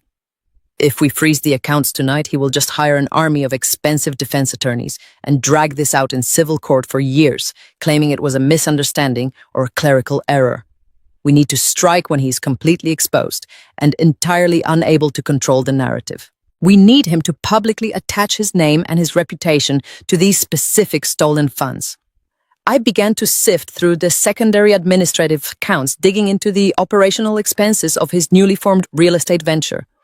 I expected to find invoices for construction materials, architectural blueprints, or contractor payrolls. Instead, what I found made my blood run absolutely cold. The sheer audacity of their greed was almost difficult to comprehend. Derek, I whispered, my eyes widening as I opened a master billing ledger attached to Patricia's personal assistant. Look at these outgoing payments. They are not investing the remaining $25 million into commercial properties. They are throwing a party. I opened the digital invoices one by one, displaying them across the large crystal-clear monitors. Patricia had authorized a staggering $2 million budget for a single night. She had booked the grand ballroom of the most exclusive luxury hotel in the center of the financial district. I scrolled through the itemized receipts, feeling a sickening wave of disgust wash over me. She had ordered massive custom-carved ice sculptures, imported beluga caviar, rare vintage champagne, and a 50-piece classical orchestra. She had commissioned a celebrity floral designer to drape the entire ballroom in thousands of white orchids. She was burning through my dead mother's money with terrifying speed, completely drunk on her newly acquired absolute power. Derek narrowed his eyes, reading the attached guest list file. They are hosting a high society gala, he observed, his tone laced with pure lethal contempt. He pointed to a press release draft I had just uncovered in the public relations folder. Richard is using the $2 million banquet to officially announce the launch of his new luxury real estate empire. He has invited the mayor, several state senators, the heads of every major banking institution in the city, and all of the top-tier investors he desperately wants to impress. He's going to stand on a stage in front of the entire financial elite and claim that his massive new influx of capital is the result of his own brilliant business acumen. He's using your mother's stolen fortune to buy his way into the highest echelon of society. The profound sickness in my stomach rapidly solidified into a heavy core of impenetrable steel. They had thrown me out onto the freezing pavement with 3 garbage bags of cheap clothes while actively planning a $2 million celebration using my inheritance. They truly believed I was a pathetic, weak coward who would just disappear and cry in a dark corner. They thought they had achieved the perfect, flawless crime. They were currently sleeping in their lavish mansion, completely unaware that the daughter they discarded was sitting in a penthouse in the sky, holding the absolute power to vaporize their entire existence. When is the gala taking place?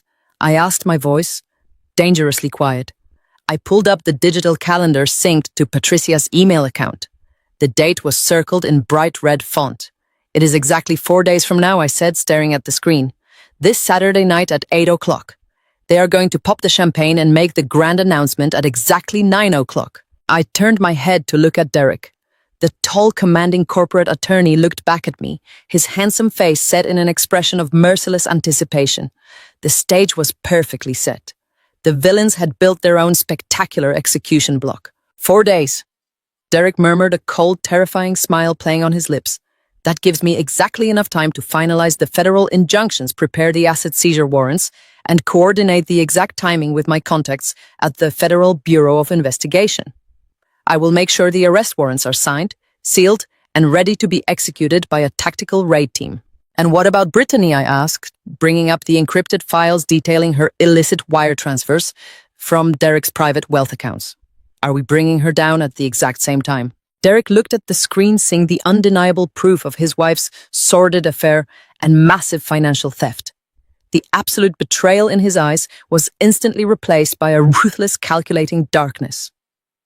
Brittany will be standing right next to Richard and Patricia on that stage, he stated firmly. She will be wearing a custom designer gown, bought with my stolen money, smiling for the cameras, and pretending to be the perfect, loyal daughter and wife. We will not give her a separate execution, Valerie. We are going to sever all of their heads with the exact same blade. When the federal agents raid that ballroom, they will arrest Richard and Patricia for massive wire fraud and grand larceny. And they will arrest Brittany for federal money laundering and conspiracy. We are going to let them raise their glasses and toast to their brilliant success. And right before they take their first sip, we will completely destroy them. I turned back to the dual monitors, my fingers hovering over the keyboard. The exhausted girl who signed those papers was gone. I was a phantom operating in the digital shadows, meticulously digging a bottomless grave for the people who tried to destroy me. We will finalize the evidence packages tonight, I told Derek, my voice echoing with absolute authority. We will track every single penny of the $2 million they are spending on this ridiculous gala. We will make sure the federal prosecutors have an airtight, flawless case that no defense attorney could ever possibly dismantle. We will let them have their beautiful party, Derek. We will let them put on their expensive clothes and celebrate their fake empire. Because on Saturday night, the false father will finally face his absolute revenge and true justice. The sunlight streaming through the floor-to-ceiling windows of Derek's Manhattan law firm highlighted every flawless detail of the trap we were meticulously building. I sat across from Derek at the massive mahogany conference table, watching him slide a stack of legal documents toward me. His dark eyes were devoid of any warmth, operating with ruthless precision. We had spent the entire night tracing every stolen cent of my mother's $45 million fortune, tracking the illicit capital through Richard's shell companies. We mapped the exact route Brittany used to siphon Derek's wealth. Now we needed to herd them all into a single, inescapable cage. Derek leaned back in his chair, steepling his fingers together. He explained his strategy with absolute authority. The biggest risk we face is asset dispersal, Valerie, he stated, his tone flat and analytical. If we hit Richard with federal injunctions right now, he might attempt to scatter the stolen funds across dozens of international accounts. We cannot allow him to scatter my mother's money, I replied, my voice steady. The familiar burn of betrayal in my chest was controlled, harnessed into a weapon. We have to make him consolidate everything into one vulnerable target. Exactly, Derek said, a sharp smile curving his mouth. And the easiest way to manipulate an arrogant, greedy man is to feed his ego. He told me he was going to play the role of the devoted, impressed son-in-law. He would call Richard and congratulate him on his sudden incredible influx of capital. He would validate Richard's fabricated genius and offer him elite corporate legal advice. He would suggest transferring every asset, including the stolen trust funds and the commercial properties, into one master holding corporation. He would sell it as a tax optimization strategy designed to shield his new wealth from federal capital gains taxes. It is the ultimate bait, Derek explained, his eyes locking onto mine. Richard is desperate to be seen as a legitimate titan of industry craving validation from men like me. If I offer him a sophisticated tax shield, he will jump at the opportunity without reading the fine print. And once he moves all the assets into that master entity, I will have the federal courts freeze the corporation with one keystroke. It will completely sever his access to every dime he stole. I nodded, feeling a wave of icy satisfaction. The brilliance of the trap was breathtaking. By feeding his greed, we were going to make Richard lock himself inside his own financial coffin. He picked up his smartphone and dialed my father's private number, placing the device on a speakerphone so I could hear every word. The phone rang 3 times before Richard answered, his voice booming with sickeningly fake cheerfulness. Derek, my boy, Richard announced, sounding incredibly smug and confident. What a pleasant surprise to hear from you this morning. I assume you are calling to confirm your attendance at my luxury real estate launch gala this Saturday. Derek let out a smooth laugh. Absolutely, Richard. Derek replied, his voice dripping with fabricated admiration. Brittany and I would not miss it for the world.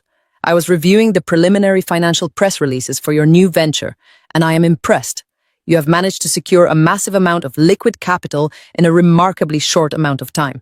It is a brilliant financial maneuver, Richard. Truly masterful work. Sitting across the table, I felt my stomach churn at the sound of my father's booming, arrogant laughter filling the office. Well, you know how it is, Derek. Richard gloated, entirely oblivious to the fact that he was speaking to his executioner. A smart businessman always knows when to strike.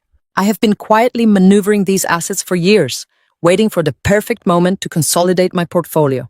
It takes extreme vision to steal from your own daughter, I thought, bitterly clenching my fists under the table. Derek continued to stroke the monster's ego. It certainly does. Derek agreed smoothly. However, as your son-in-law and a corporate attorney, I feel obligated to offer you a piece of elite professional advice. An influx of capital this large is going to immediately trigger massive federal capital gains taxes. The internal revenue service will take a massive 30% bite out of your new fortune by the end of the fiscal quarter unless you structure it correctly. I assume you have already established a diversified master holding company to shield these specific assets. The line went dead silent for a brief second. I could practically hear the gears grinding in my father's head as panic momentarily pierced his arrogant bubble. He had stolen $45 million, but he had absolutely no idea how to protect it from the federal government. Well, Richard stammered, his voice losing a fraction of its booming confidence. I have my local accountants looking into a few different corporate structures right now. We are currently weighing our options to maximize our overall tax efficiency. Derek smiled a cold, lethal expression. Do not use local accountants for a fortune of this size. Richard, Derek advised, his tone shifting into an authoritative whisper. Let me handle this for you personally. I can draft a master holding entity using my firm's elite corporate structure. We will transfer your newly acquired assets, the commercial properties, and your existing business accounts into one single impenetrable corporate umbrella. It will completely insulate your fortune from federal taxation and solidify your status as a legitimate titan of industry. I can have the documents drafted and sent over for your signature by this afternoon. The bait was dangling perfectly disguised as a golden ticket to the Billionaire Boys Club. I held my breath, staring at the blinking green light on the speakerphone. The silence stretched out agonizingly long. I knew exactly what Richard was thinking. He was thinking about how much money he would save. He was thinking about how powerful he would look having a top-tier Manhattan corporate lawyer personally managing his wealth. He was completely blinded by his own insatiable greed and his desperate need to belong to a world he stole his way into. That sounds incredibly generous of you, Derek. Richard finally replied, his voice returning to its smug, triumphant tone. I would be an absolute fool to turn down legal advice from a partner at your prestigious firm. Go ahead and draft the paperwork. I will sign it the second it hits my inbox. Let us get all of these assets completely locked down before the big gala on Saturday. I want everything to be perfectly structured when I make my grand announcement to the press. Excellent choice, Richard, Derek said, his voice completely devoid of any emotion. I will send the encrypted files to your private email. Have a wonderful afternoon. We will see you and Patricia on Saturday night. Derek ended the call and tossed his phone onto the desk. The sharp clatter of the device hitting the mahogany wood broke the tense silence in the room. He looked at me, his dark eyes shining with absolute merciless victory. The trap is perfectly set, Valerie, he stated firmly. He swallowed the bait completely whole. I turned back to my laptop, opening my secure administrative access to Richard's private server network. I watched the digital traffic logs as Derek forwarded the massive legal documents. These were not just standard corporate structuring forms. They were incredibly dense, complex legal contracts that explicitly transferred complete ownership of every single stolen dollar, every piece of real estate, and every hidden bank account into a single vulnerable corporate entity. We sat in silence watching the screen. We waited for the exact moment the digital signatures would register on the server. My heart pounded a steady, relentless rhythm against my ribs. I thought about the 16 years of psychological torture I had endured. The endless scrubbing, the cruel insults, the stolen paychecks, and the ultimate betrayal on my birthday. They thought they had discarded a weak, useless girl. They did not realize they forged a woman made of absolute steel. Suddenly, a green notification box flashed across my monitor. The digital timestamp confirmed the transaction. Richard had successfully signed the documents. He had legally bound all of his stolen wealth into the exact cage we had built for him. I leaned back in my chair, letting out a long, slow breath. It is done, I whispered, my voice cold and perfectly calm. He just transferred everything into the holding company. He is completely locked in. Derek stood up, buttoning his suit jacket with a sharp, decisive movement.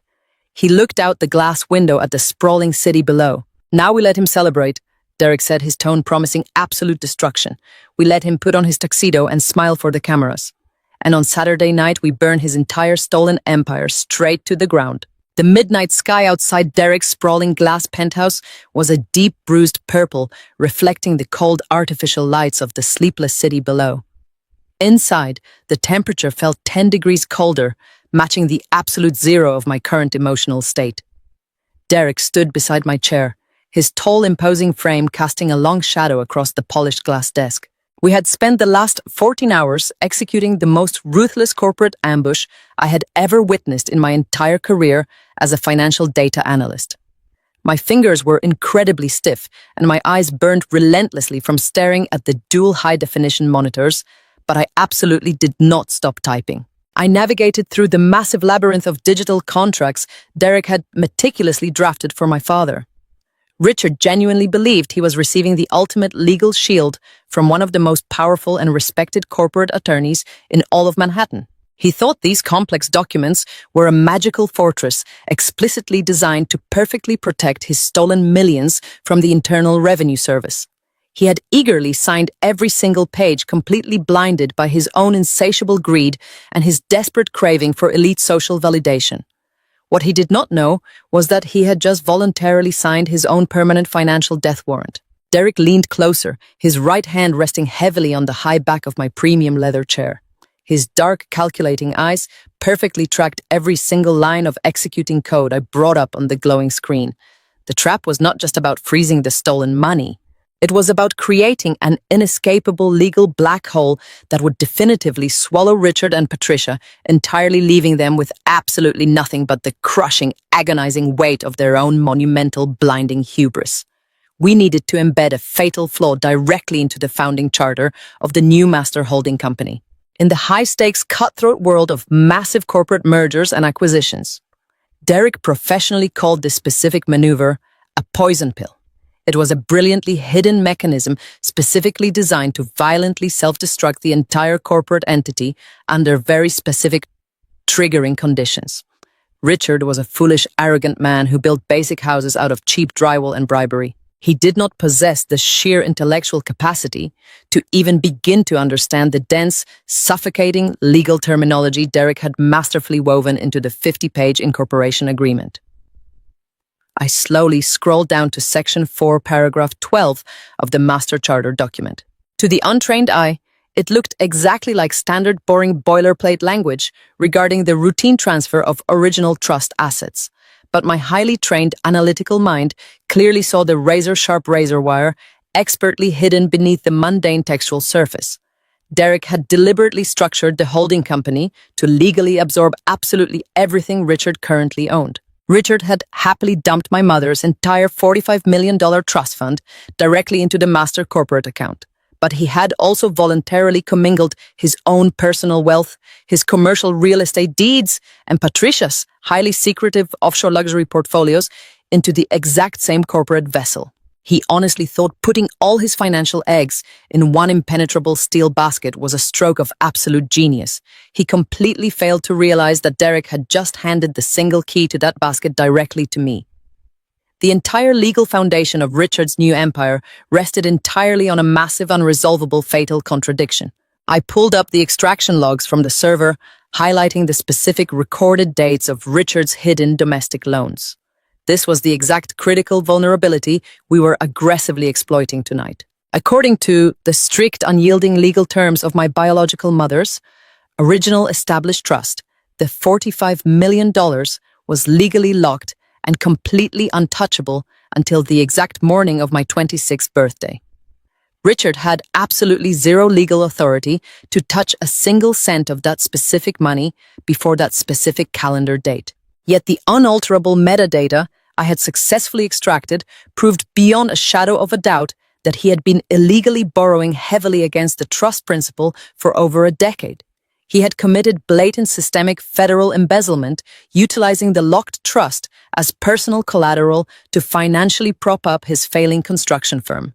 Because he had actively committed federal wire fraud and grand larceny to access those restricted funds, any subsequent transfer of that tainted money was legally void upon arrival. The consolidation agreement he violently forced me to sign under extreme physical duress was completely worthless paper. Under strict federal embezzlement statutes, you absolutely cannot legally transfer stolen property into a legitimate, registered corporate entity. By attempting to wash the dirty money through the new holding company, Richard had legally contaminated the entire corporate structure. I watched the digital cursor blink rapidly on the bright screen as the sheer magnitude of our legal masterpiece fully settled in my awakened mind. Derek had explicitly drafted the poison pill to trigger the absolute second the fraudulent funds touched the master account ledger. Because the initial seed capital was inherently illegal, the corporate charter instantly dictated an immediate automatic default of all commingled assets back to the original victim of the perpetrated fraud. And the original legal beneficiary of that exact trust was me. I traced the digital flow of the capital, watching the numbers align perfectly across the spreadsheet. Richard had arrogantly poured my stolen $45 million into the holding company. But because he was extraordinarily greedy and wanted to avoid massive federal taxes, he had also poured in his own $20 million personal net worth and Patricia's $10 million luxury portfolios. By foolishly mixing his clean money with my stolen money inside a poisoned corporate vessel, he had legally forfeited total ownership of absolutely everything. The exact second I submitted these verified server logs to the federal court, the holding company would automatically, immediately default. I was not just going to take my mother's $45 million back from them. I was going to legally absorb every single dime Richard and Patricia had ever earned in their entire miserable, deceitful lives. I was going to ruthlessly strip them down to the absolute bone, leaving them with nothing but the expensive clothes currently on their backs. Derek crossed his arms over his broad, muscular chest, a low, dark rumble of deep satisfaction vibrating in his throat. "He is completely, legally disemboweled," Derek stated, his deep voice echoing with cold, metallic precision throughout the massive quiet room. He essentially just signed a legally binding confession to massive federal money laundering and voluntarily handed you the permanent deed to his entire existence. You now fully own his construction business, his private bank accounts, his imported luxury cars, and the very mansion he so cruelly threw you out of yesterday morning. The sheer poetic justice of the situation sent a massive wave of pure, intoxicating heat straight through my freezing veins. I leaned back heavily in the plush executive chair, feeling the cold, smooth leather against my stiff spine. My hands were absolutely no longer shaking with residual fear or pathetic grief. They were completely steady, firmly anchored by the immense, crushing financial power I now directly wielded. I thought about Patricia constantly sneering at my cheap clothes while she drank expensive vintage champagne. I thought about Brittany strutting around in custom designer heels paid for by the powerful man standing right beside me. They had loudly laughed at my deep pain and mocked my submissive, quiet silence. They had violently pushed me out into the freezing pre-dawn streets like a discarded, broken piece of garbage. They truly believed I was a weak, pathetic creature who would simply roll over and accept her tragic, miserable fate. They had severely underestimated the quiet, analytical girl in the corner. They had absolutely no idea that I possessed the sharp analytical intellect and the burning, relentless rage required to completely annihilate them. I closed the final digital ledger with a sharp, decisive click of the computer mouse. The encrypted files were perfectly compiled, properly formatted, and completely ready to be delivered directly to the top federal authorities. The legal guillotine was raised incredibly high into the air, the heavy steel blade sharpened to a microscopic razor edge. I turned my head slowly and looked directly at Derek, meeting his dark, intense, predatory gaze. We were no longer just a betrayed brother-in-law and a discarded, broken sister. We were twin architects of absolute financial destruction, standing boldly on the precipice of our ultimate glorious victory. The silence in the sprawling penthouse was absolutely no longer suffocating or oppressive. It was humming violently with raw, lethal electricity. "I am completely ready," I whispered, my voice entirely devoid of any residual warmth or human mercy. We let them have their beautiful, massive $2 million gala.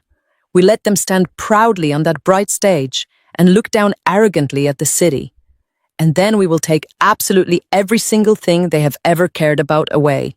The grand ballroom of the Pierre Hotel was a masterclass in stolen opulence. From my vantage point, just outside the primary entrance, I could hear the muffled symphony of clinking crystal and polite high society laughter.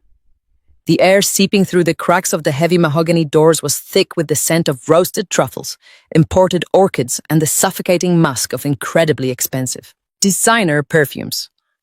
It was the exact smell of unearned wealth and blind arrogance. Through the narrow slit between the doors, I watched the glittering spectacle unfold. Thousands of faceted crystals hung from the massive vaulted ceilings, catching the warm golden light and casting fractured rainbows across the room. Waiters in white tuxedo jackets glided silently across the polished marble floors, carrying silver trays completely loaded with vintage champagne and rare caviar. This was exactly what $2 million of my dead mother's money looked like when poured into a single evening of fabricated glory. Every single floral arrangement, every drop of premium alcohol, every silk napkin resting on those tables was purchased with the funds Richard had systematically bled from my locked inheritance. I stood in the quiet, dimly lit corridor, letting the sheer magnitude of their auditory and visual gluttony wash over me. My heart was not racing. My palms were not sweating. The timid, terrified girl who had been brutally thrown onto the freezing pavement just 4 days ago was a distant memory. In her place, a cold mechanical entity calculated the exact trajectory of the impending destruction. A burst of thunderous applause erupted from inside the ballroom, shaking the heavy wooden doors. The classical string quartet abruptly faded into silence. A booming, familiar voice echoed through the state-of-the-art sound system, slicing through the ambient noise with sickeningly polished confidence. It was Richard. He stood at the absolute center of the elevated, brightly lit stage, looking every inch. The victorious corporate conqueror. He wore a custom-tailored jet-black tuxedo that stretched tightly across his broad shoulders, his silver hair styled perfectly.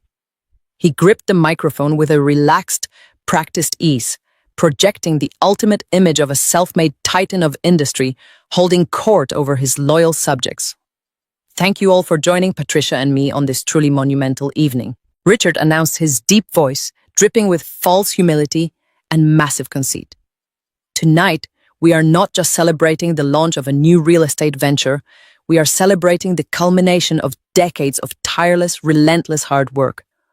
We are celebrating the American dream built from the ground up with nothing but vision, determination, and an unwavering commitment to excellence. I watched him raise a crystal glass of champagne to the crowd, bathing in their blind admiration. He was spinning a flawless fairy tale, completely erasing the decades of fraud, the illicit offshore loans, and the brutal theft of his own daughter's financial legacy. My gaze drifted from the brightly lit stage down to the front row of VIP tables. There, sitting in the absolute center of the room, was Brittany. My vicious stepsister was playing the role of the perfect, wealthy heiress to absolute perfection. She was draped in a backless crimson silk gown that hugged her tightly.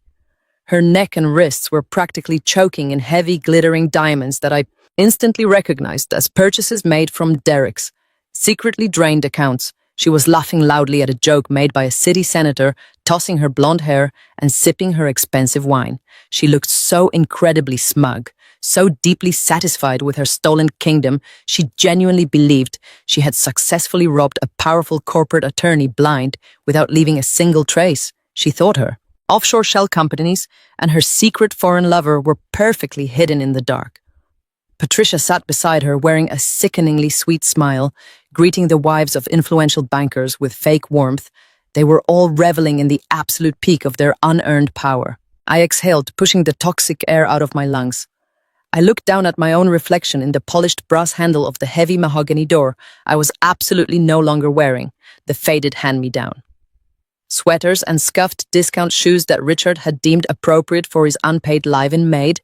I was wearing a striking, impeccably tailored, emerald green silk pantsuit, the deep, rich color, contrasted sharply against my pale skin and my dark hair, which was pulled back into a severe, flawless chignon. The sharp, clean lines of the suit projected an aura of absolute, uncompromising authority. I wore no jewelry. I needed absolutely no physical accessories to convey my newly unlocked power. I turned my head slightly to look at the man standing exactly one step behind my right shoulder, Derek. I stood perfectly still, his imposing physical frame radiating a quiet, terrifying lethality. He wore a charcoal gray bespoke suit that looked like modern corporate armor. His jaw clenched tight, his dark eyes completely devoid of any human warmth. In his left hand, he gripped a sleek black leather briefcase holding the finalized federal injunctions, the absolute proof of their money laundering, and the digital guillotine that would sever their heads. "Are you ready, Valerie?" he asked, his voice, a low vibrating rumble that barely disturbed the quiet corridor. I did not answer with words. I simply reached forward and wrapped both of my hands around the cold brass handles of the massive ballroom doors. Richard was right in the middle of his grand triumphant toast To the future of our new empire, he boomed, raising his glass high above his head as the crowd murmured in eager agreement. At that exact synchronized second, I pushed my entire body weight forward. The heavy mahogany doors did not simply open. They violently flew apart, crashing against the interior walls with a deafening explosive crack that echoed like a gunshot across the cavernous ballroom. The massive sound instantly shattered the sophisticated atmosphere. Several women in the back row physically jumped in their seats, spilling champagne onto the pristine white tablecloths. The polite applause died in an absolute instant, replaced by a sudden shocked silence. 200 pairs of eyes whipped around simultaneously, abandoning the man on the stage to stare directly at the entrance. I stepped confidently over the threshold, my expensive heels clicking sharply against the polished marble floor. I walked straight down the center aisle of the ballroom, the emerald silk of my suit catching the glittering light of the chandeliers above. Derek shadowed my every step, a silent, terrifying enforcer, bringing the full weight of the federal legal system directly into their stolen paradise. I kept my chin perfectly level, my posture completely rigid, my eyes locked dead ahead. I did not look at the confused, wealthy guests whispering to each other as I passed their tables. I did not look at the panicked security guards, who instinctively stepped forward and then immediately backed away when they saw Derek's icy, murderous glare. My entire focus was completely tunneled onto the man standing frozen on the stage. Richard's booming voice had completely evaporated. His arm was still raised in the air, holding the crystal glass, but his entire body had turned to stone. His perfectly manicured smile slid off his face, exposing a sudden raw flash of genuine confusion. He stared down at me, his brain violently struggling to process the visual information. He was trying to comprehend how the pathetic, broken daughter he had thrown into the garbage 4 days ago was striding through his gala, looking like a conquering monarch. Patricia rose from her seat in the front row, her jaw dropping open in utter disbelief. Brittany dropped her wineglass, the thin crystal shattering loudly against the marble floor, staining her expensive designer shoes with dark red liquid. She stared at her husband walking right behind me, her face draining of all color as she realized Derek was not smiling. The profound silence in the room was incredibly heavy, suffocating the guests as they watched the strange, incredibly tense dynamic unfold. I reached the very front of the stage and stopped. I stood completely still, projecting an absolute dominant energy that commanded the entire room.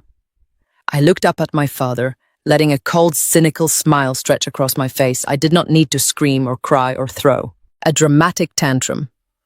I simply stared straight into his arrogant eyes and allowed him to feel the absolute terrifying shift in power. He was standing on a stage built with my stolen money, but I was the one holding the match that was about to burn it all directly to the ground. The pathetic game was officially over. The time for his manufactured fairy tale had expired. He was going to pay for every single tear he had forced me to shed. I was no longer the helpless victim in his twisted narrative. I was the absolute architect of his inescapable ruin. The absolute silence in the grand ballroom was so profound that I could hear the faint hum of the air conditioning unit running through the massive crystal chandeliers above us. 200 of the most wealthy and influential people in Manhattan held their collective breath, staring at the sudden violent disruption of their exclusive evening. On the brightly lit stage, my father Richard stood entirely frozen. The confident, booming smile he had worn just seconds ago was completely wiped from his face, replaced by a sudden twisted mask of pure, unadulterated rage. The veins in his thick neck bulged visibly against the pristine white collar of his expensive custom tuxedo. His fingers gripped the sleek black microphone so tightly that his knuckles turned a stark bone white. He looked down at me, standing perfectly composed in my emerald green silk pantsuit, and his dark eyes burned with the furious indignation of a tyrant whose absolute authority had just been challenged by a peasant. He did not see a highly trained financial data analyst holding the keys to his destruction.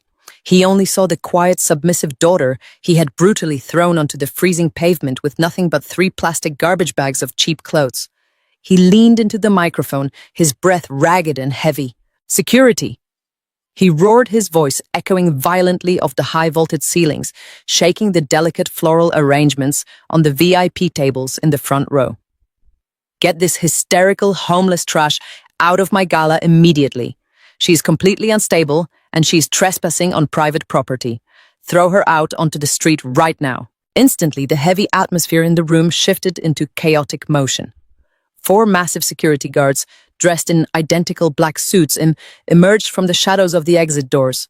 They moved with aggressive trained efficiency, their heavy tactical boots thudding loudly against the polished marble floor as they closed in on my position. I did not flinch. I did not take a single step backward. I kept my chin perfectly level and my breathing completely steady. I did not need to physically fight them because I had brought the ultimate legal shield. Before the closest guard could even reach out to grab my shoulder, Derek stepped smoothly out from the shadows directly behind me. The sheer imposing physical presence of the renowned corporate attorney stopped the guards dead in their tracks. Derek did not raise his voice. He did not adopt an aggressive fighting stance. He simply raised his right hand, holding a thick stack of crisp white legal documents, bound by a heavy blue federal folder. The bright stage lights caught the brilliant crimson seal of the United States District Court stamped officially on the front page. "I highly advise you to step back, gentlemen," Derek stated, his deep, rich baritone voice rolling through the silent ballroom with the unstoppable force of a tidal wave. "I am Derek Sutton, senior partner at Vance & Sterling. I am currently holding an emergency federal injunction signed by a federal judge exactly 1 hour ago. This entire building, this specific event, and every single financial asset connected to Richard Davis is now under the active jurisdiction of the Federal Bureau of Investigation. If any of you lay a single finger on my client, you will be immediately arrested for obstructing a federal investigation and assaulting a protected witness." The security guards froze completely, their eyes darting nervously from the intimidating corporate lawyer to the undeniable federal seal glowing in his hand. They instantly recognized the absolute shift in power. They were paid $20 an hour to handle drunk guests, not to fight a federal injunction. They slowly lowered their hands and backed away, fading quickly into the periphery of the room, leaving Richard completely exposed and entirely unprotected on the stage. The collective gasp that rippled through the elite crowd was incredibly loud. I watched the arrogant confidence completely drain out of Richard's pale face. His mouth opened and closed silently, resembling a suffocating fish pulled violently from the water. I walked slowly up the short flight of carpeted stairs leading to the elevated stage. Every single click of my expensive heels against the wooden floorboards sounded like a deafening hammer, striking the final nails into his coffin. I stepped directly into the blinding heat of the stage lights, feeling the raw, intense energy of 200 powerful pairs of eyes burning into my skin. I did not feel fear. I felt a cold, absolute certainty. I walked straight up to my father, stopping just inches away from his trembling frame. He smelled of stale sweat and expensive vintage scotch. He tried to glare at me, to use his intimidating physical size to force me into submission, just like he had done for my entire life. But the terrified girl he used to bully was dead. I looked him straight in the eye, radiating a terrifying icy power that made him physically flinch and take a pathetic step backward. "Hand me the microphone, Richard," I commanded, my voice dropping to a low metallic whisper that only he could hear. "It is completely over. Give it to me right now before I have Derek call the federal agents waiting in the lobby to drag you out of here in handcuffs." Richard swallowed hard, a thick bead of cold sweat rolling slowly down his wrinkled temple. His hands were shaking violently as he slowly raised his arm and handed me the sleek black microphone. The heavy metal felt incredibly cold and solid in my palm. It was the physical manifestation of absolute control. I turned away from his defeated, trembling figure and faced the sea of wealthy investors, powerful politicians, and elite bankers. The room was so quiet, I could hear the expensive silk dresses rustling as the guests leaned forward in their chairs, completely captivated by the unfolding drama. I did not shout.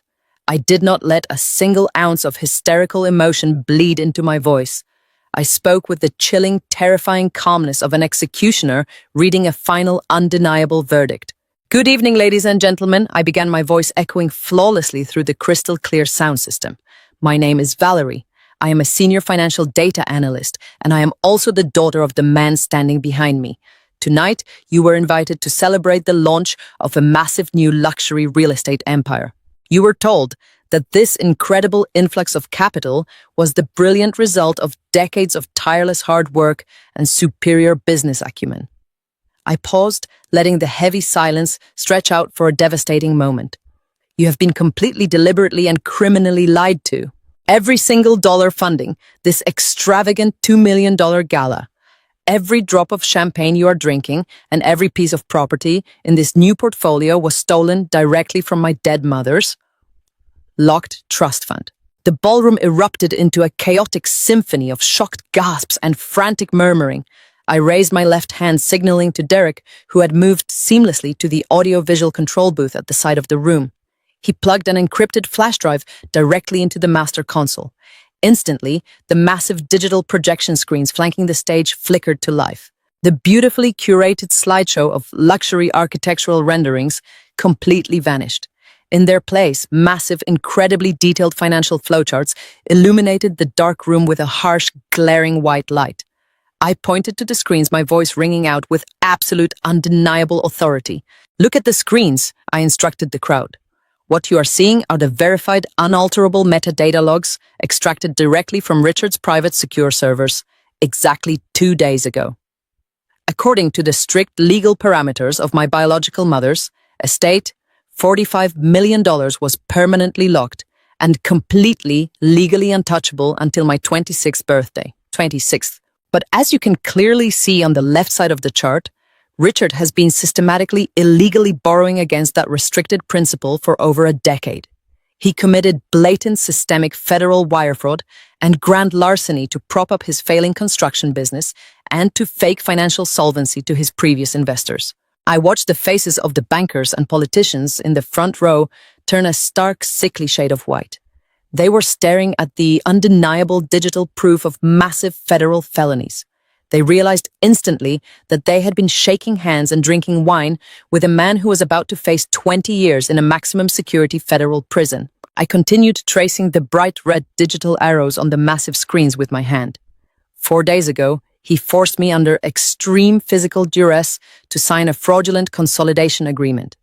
He immediately transferred the stolen $45 million into his new master holding company, deliberately commingling it with his own personal wealth to avoid federal capital gains taxes. But because the initial funds were acquired through federal embezzlement, the entire corporate structure is legally void. Under federal law, the holding company automatically defaults back to the original victim of the fraud. I looked directly at the crowd, my voice dropping to a deadly serious frequency. I am that victim. And as of an hour ago, when the federal judge signed the emergency injunction, I am the sole legal owner of every single asset, every bank account, and every piece of property Richard Davis possesses. His empire does not exist. He is completely, legally bankrupt. The reaction was incredibly violent and instantaneous. The elite investors did not wait for further explanation. They immediately pulled their expensive smartphones out of their tailored suit pockets and custom designer purses. The absolute panic in their eyes was palpable as they frantically dialed their wealth managers, their legal teams, and their banking executives. I could hear the desperate hushed commands echoing across the massive ballroom. Freeze the funding immediately. Cut all ties with the Davis accounts right now. Cancel the escrow transfers. Stop the checks. They were violently severing their financial lifelines, running away from Richard like he was infected with a highly contagious, deadly plague. The mountain of arrogance he had built over decades was completely crumbling into dust in a matter of seconds. But I was not finished. The sword of justice needed to fall on every single neck that had conspired against me. I turned my attention away from the panicking crowd and looked directly down at the VIP table in the absolute center of the room. Brittany, my vicious, arrogant stepsister, was sitting completely frozen in her chair. The smug, triumphant smile she had worn all evening had completely vanished, replaced by a look of sheer, unadulterated horror. Her heavy diamond necklace glittered under the stage lights, a sickening reminder of her own domestic treachery. I locked my eyes onto hers, feeling a cold, predatory satisfaction wash over my entire body. And this grand financial conspiracy was a family affair. I announced, my voice slicing through the frantic noise of the crowd. I gestured toward the screen, and Derek seamlessly switched the presentation to the next slide. A new, highly detailed spreadsheet appeared, displaying a complex web of offshore banking transfers, text message logs, and luxury real estate purchases in Europe. Brittany Davis Sutton, who's currently sitting right here in the front row, did not want to be left out of the massive criminal enterprise I stated clearly. As you can see on the projected ledger, she utilized the secure encrypted servers at her powerful husband's prestigious Manhattan law firm to set up an unregistered offshore shell company in the Cayman Islands. She systematically embezzled hundreds of thousands of dollars directly from her husband's private wealth management accounts. She did not use this stolen money to buy designer clothes. She used it to completely fund the lavish, glamorous lifestyle of her secret foreign lover, purchasing sports cars and booking penthouse suites across the Mediterranean. The ballroom fell completely dead silent once again. The sheer magnitude of the scandal was absolutely staggering.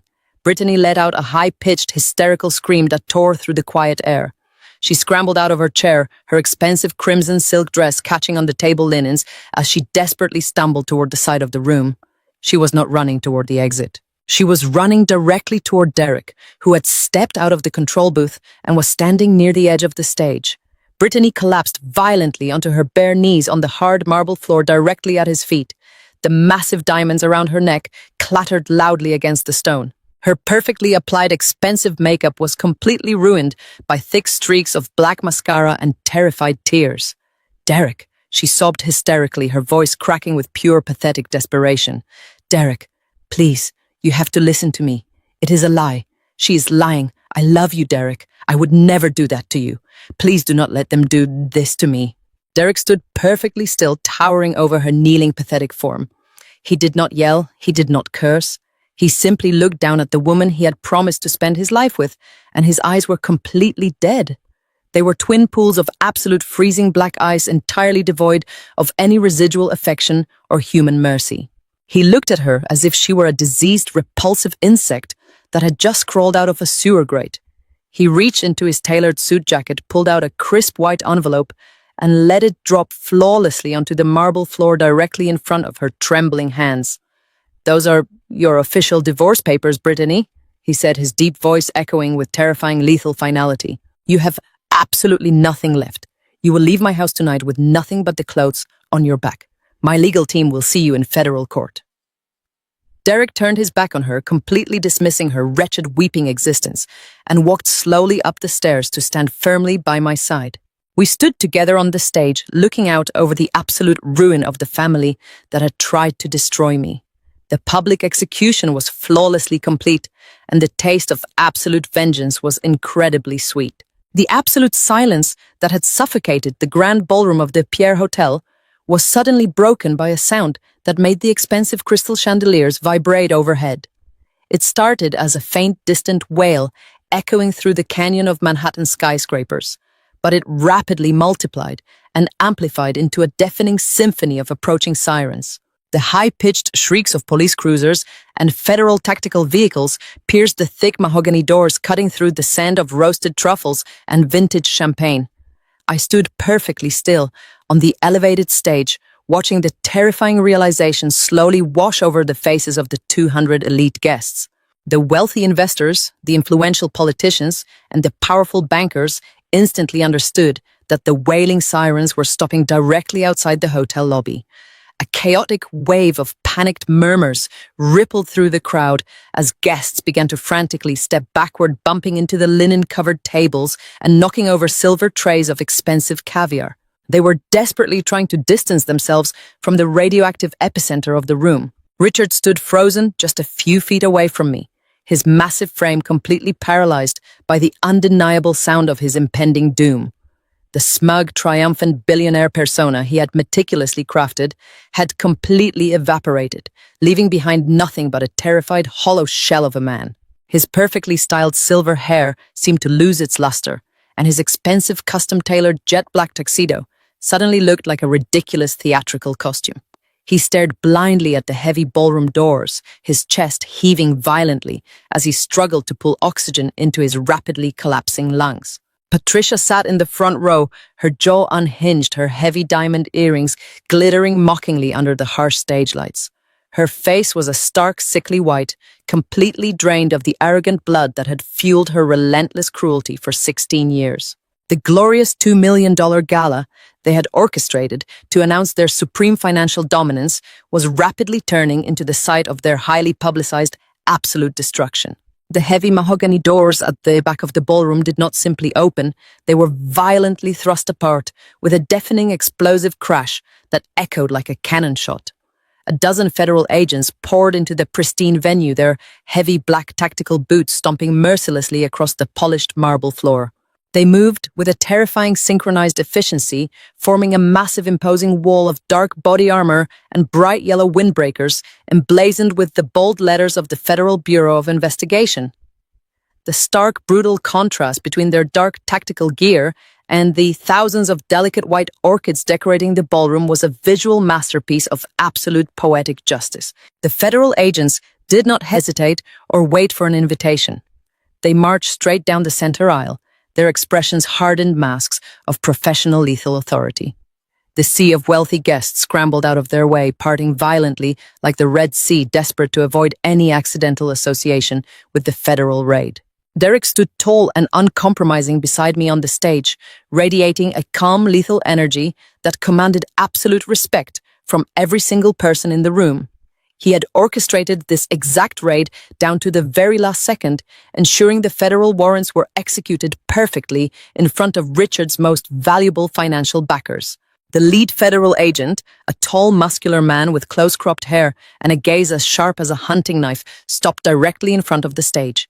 He held up a thick stack of official legal documents bearing the unmistakable bright red seal of the United States Federal Court.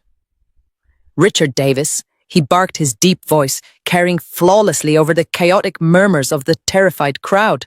"We have a federal warrant for your immediate arrest on multiple counts of systemic wire fraud, grand larceny, and massive corporate tax evasion." The words hit Richard with the devastating kinetic force of a speeding freight train. The sheer reality of his shattered existence finally penetrated his thick, arrogant skull.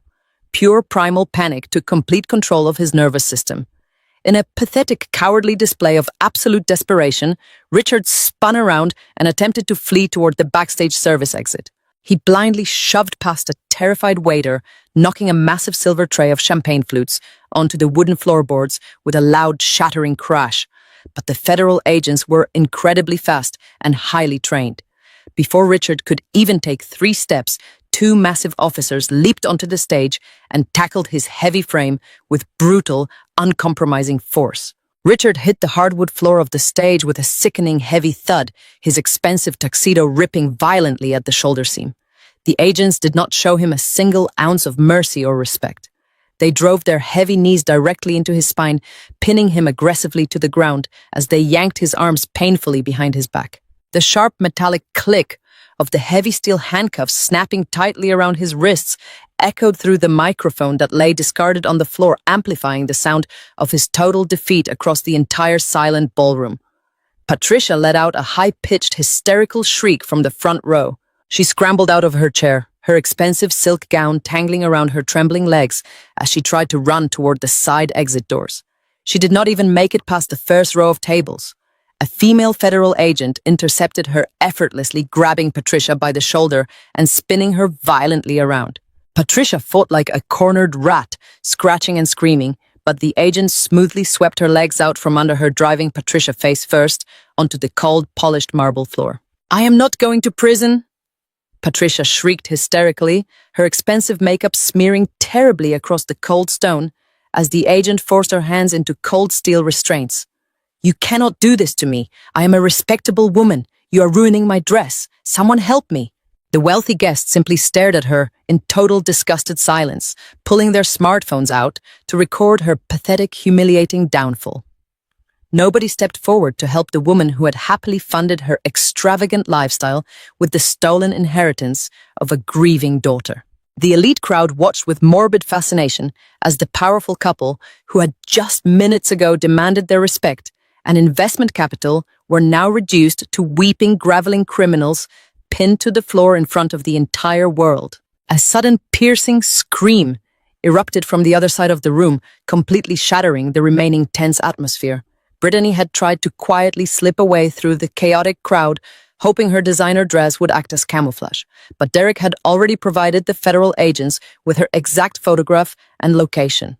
Two tall officers cornered her near the extravagant ice sculpture, violently grabbing her slender wrists.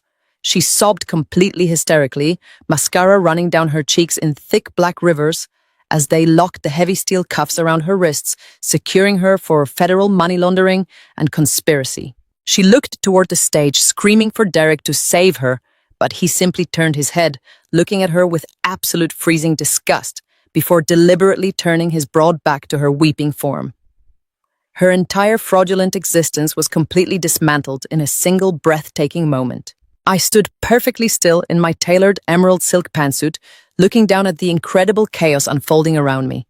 I felt absolutely no pity, no sorrow, and no regret. My heart was pounding with a slow, powerful rhythm, pumping a warm, intoxicating current of pure, unadulterated victory through my veins.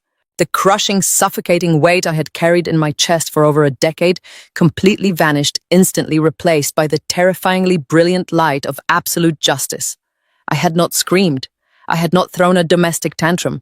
I had used my intellect, my patience, and my sheer analytical brilliance to meticulously construct a flawless digital cage, and they had eagerly locked themselves inside it.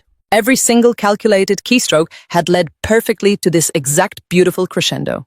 The agents hauled Richard aggressively to his feet.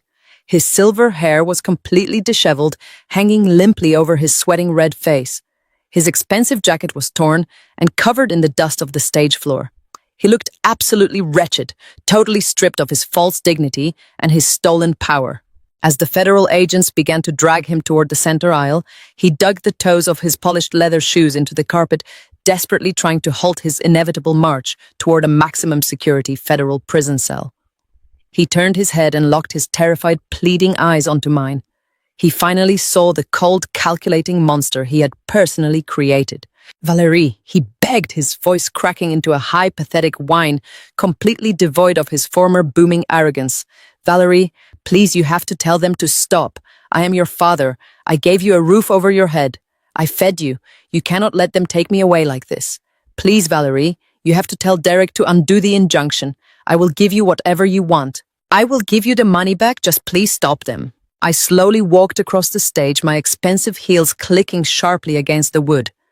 I stepped right up to the very edge, stopping just inches above where the federal agents were restraining his trembling, sweating body.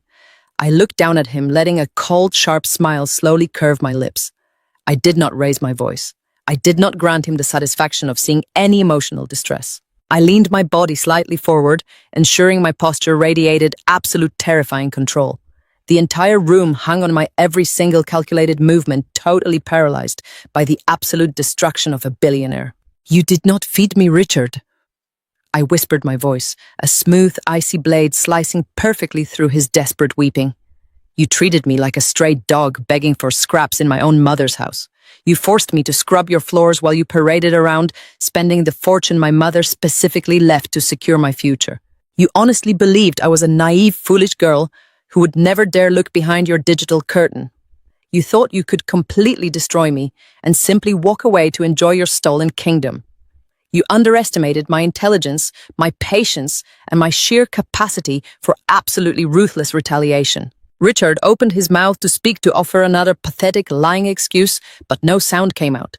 He simply stared up at me, his eyes wide with the horrifying realization that he had absolutely no leverage left. The federal agents adjusted their grip on his arms, preparing to drag him out of the ballroom and into the waiting transport vehicles. His massive empire had literally burned to ash before he even had the chance to drink a single drop of his celebratory vintage champagne. "You kept me around, living in the shadows of your massive ego until I turned 26, just so you could take my mother's entire empire." I said my words precise and lethal, delivering the final fatal blow directly to his shattered heart. I leaned in just a fraction closer, ensuring he felt the full devastating weight of my ultimate revenge. "Thank you for the birthday gift, Richard. You just handed me yours." I stood up straight, adjusting the cuffs of my emerald jacket, and watched with absolute cold satisfaction as the agents violently yanked him around. He began to scream, a loud guttural sound of pure hopeless agony as they dragged his thrashing body down the center aisle of the grand ballroom. The wealthy elite guests parted silently, their horrified eyes following the ruined billionaire as he was physically marched out the heavy mahogany doors and into the unforgiving, flashing red and blue lights of the federal police cruisers waiting outside. I turned my head and looked at Derek, who gave me a single slow nod of profound respect.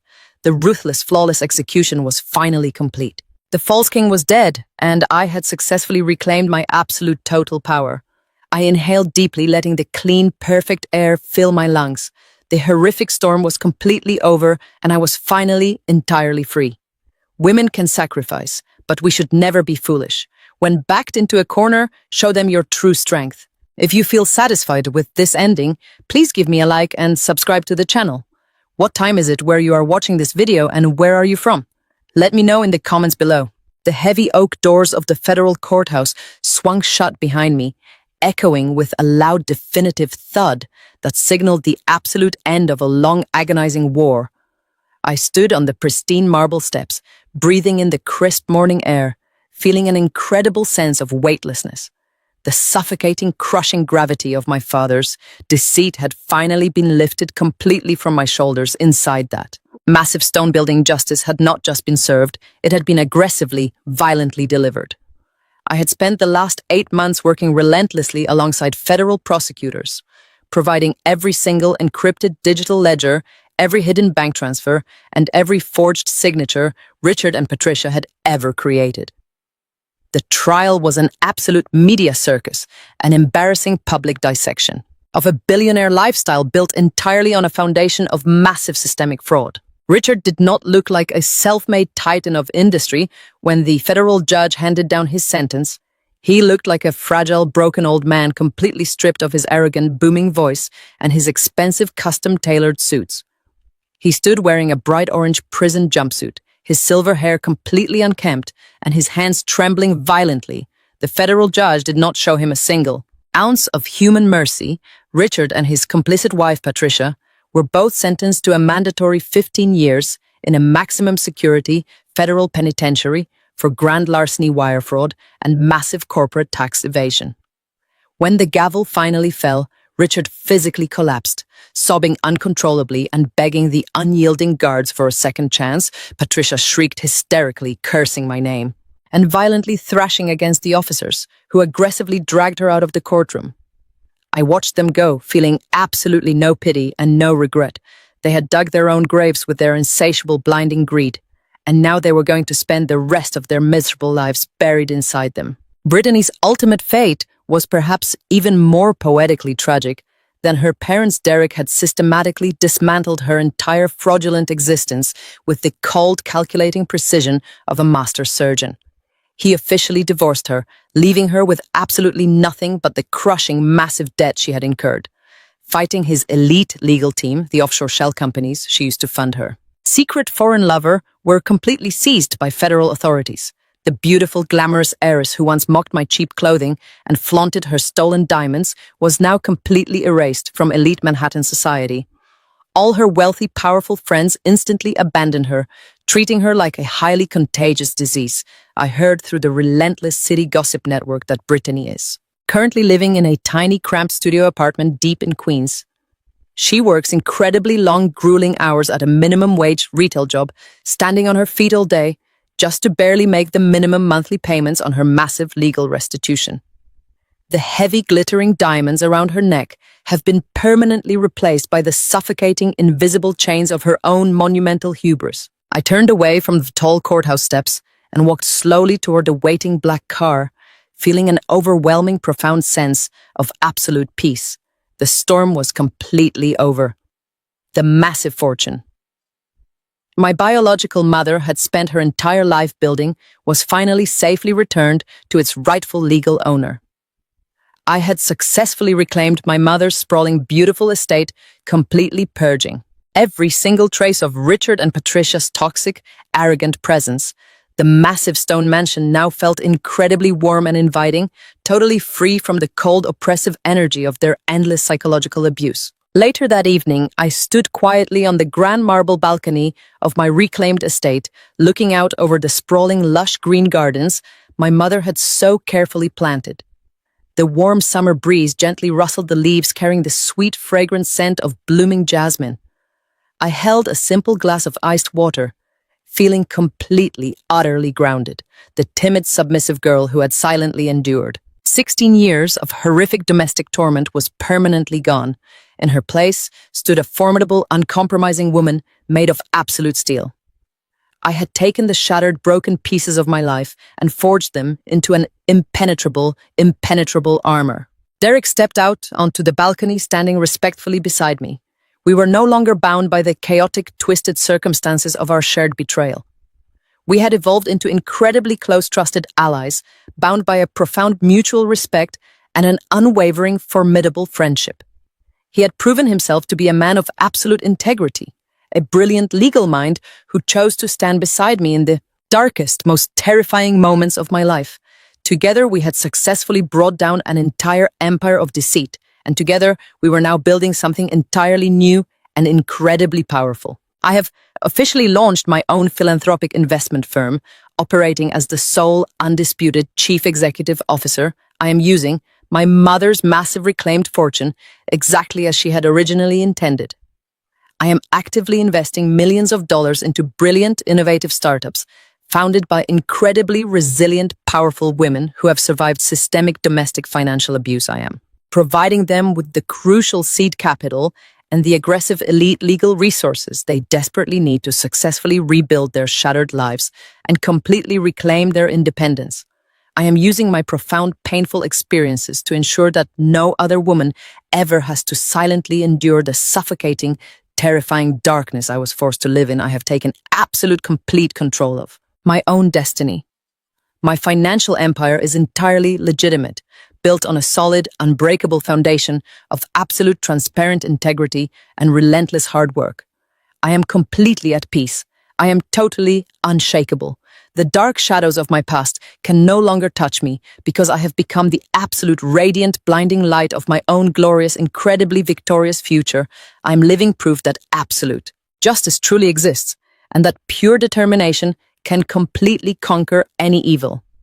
I stand tall today, totally victorious, ready to brilliantly conquer the rest of my entire beautiful life. Family is supposed to be your safe harbor, but sometimes the people who share your blood are the ones holding the knife.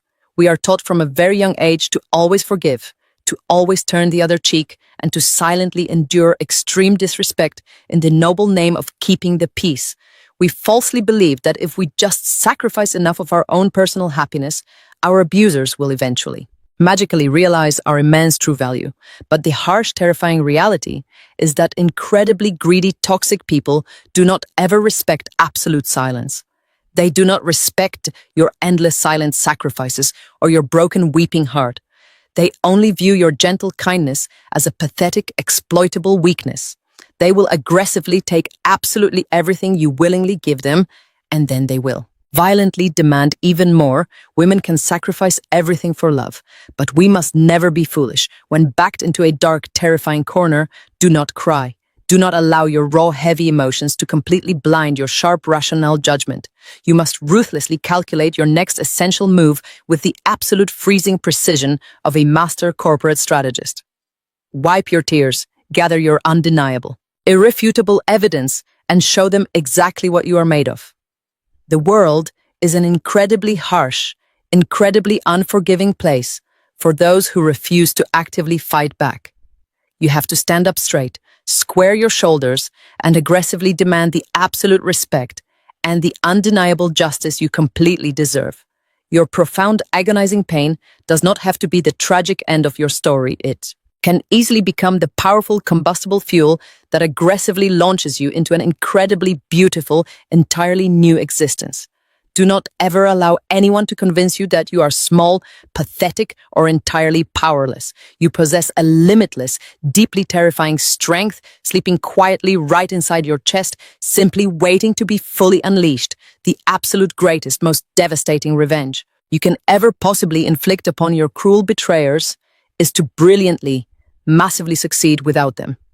Build your own massive, impregnable fortress. Cultivate your own incredible, untouchable wealth.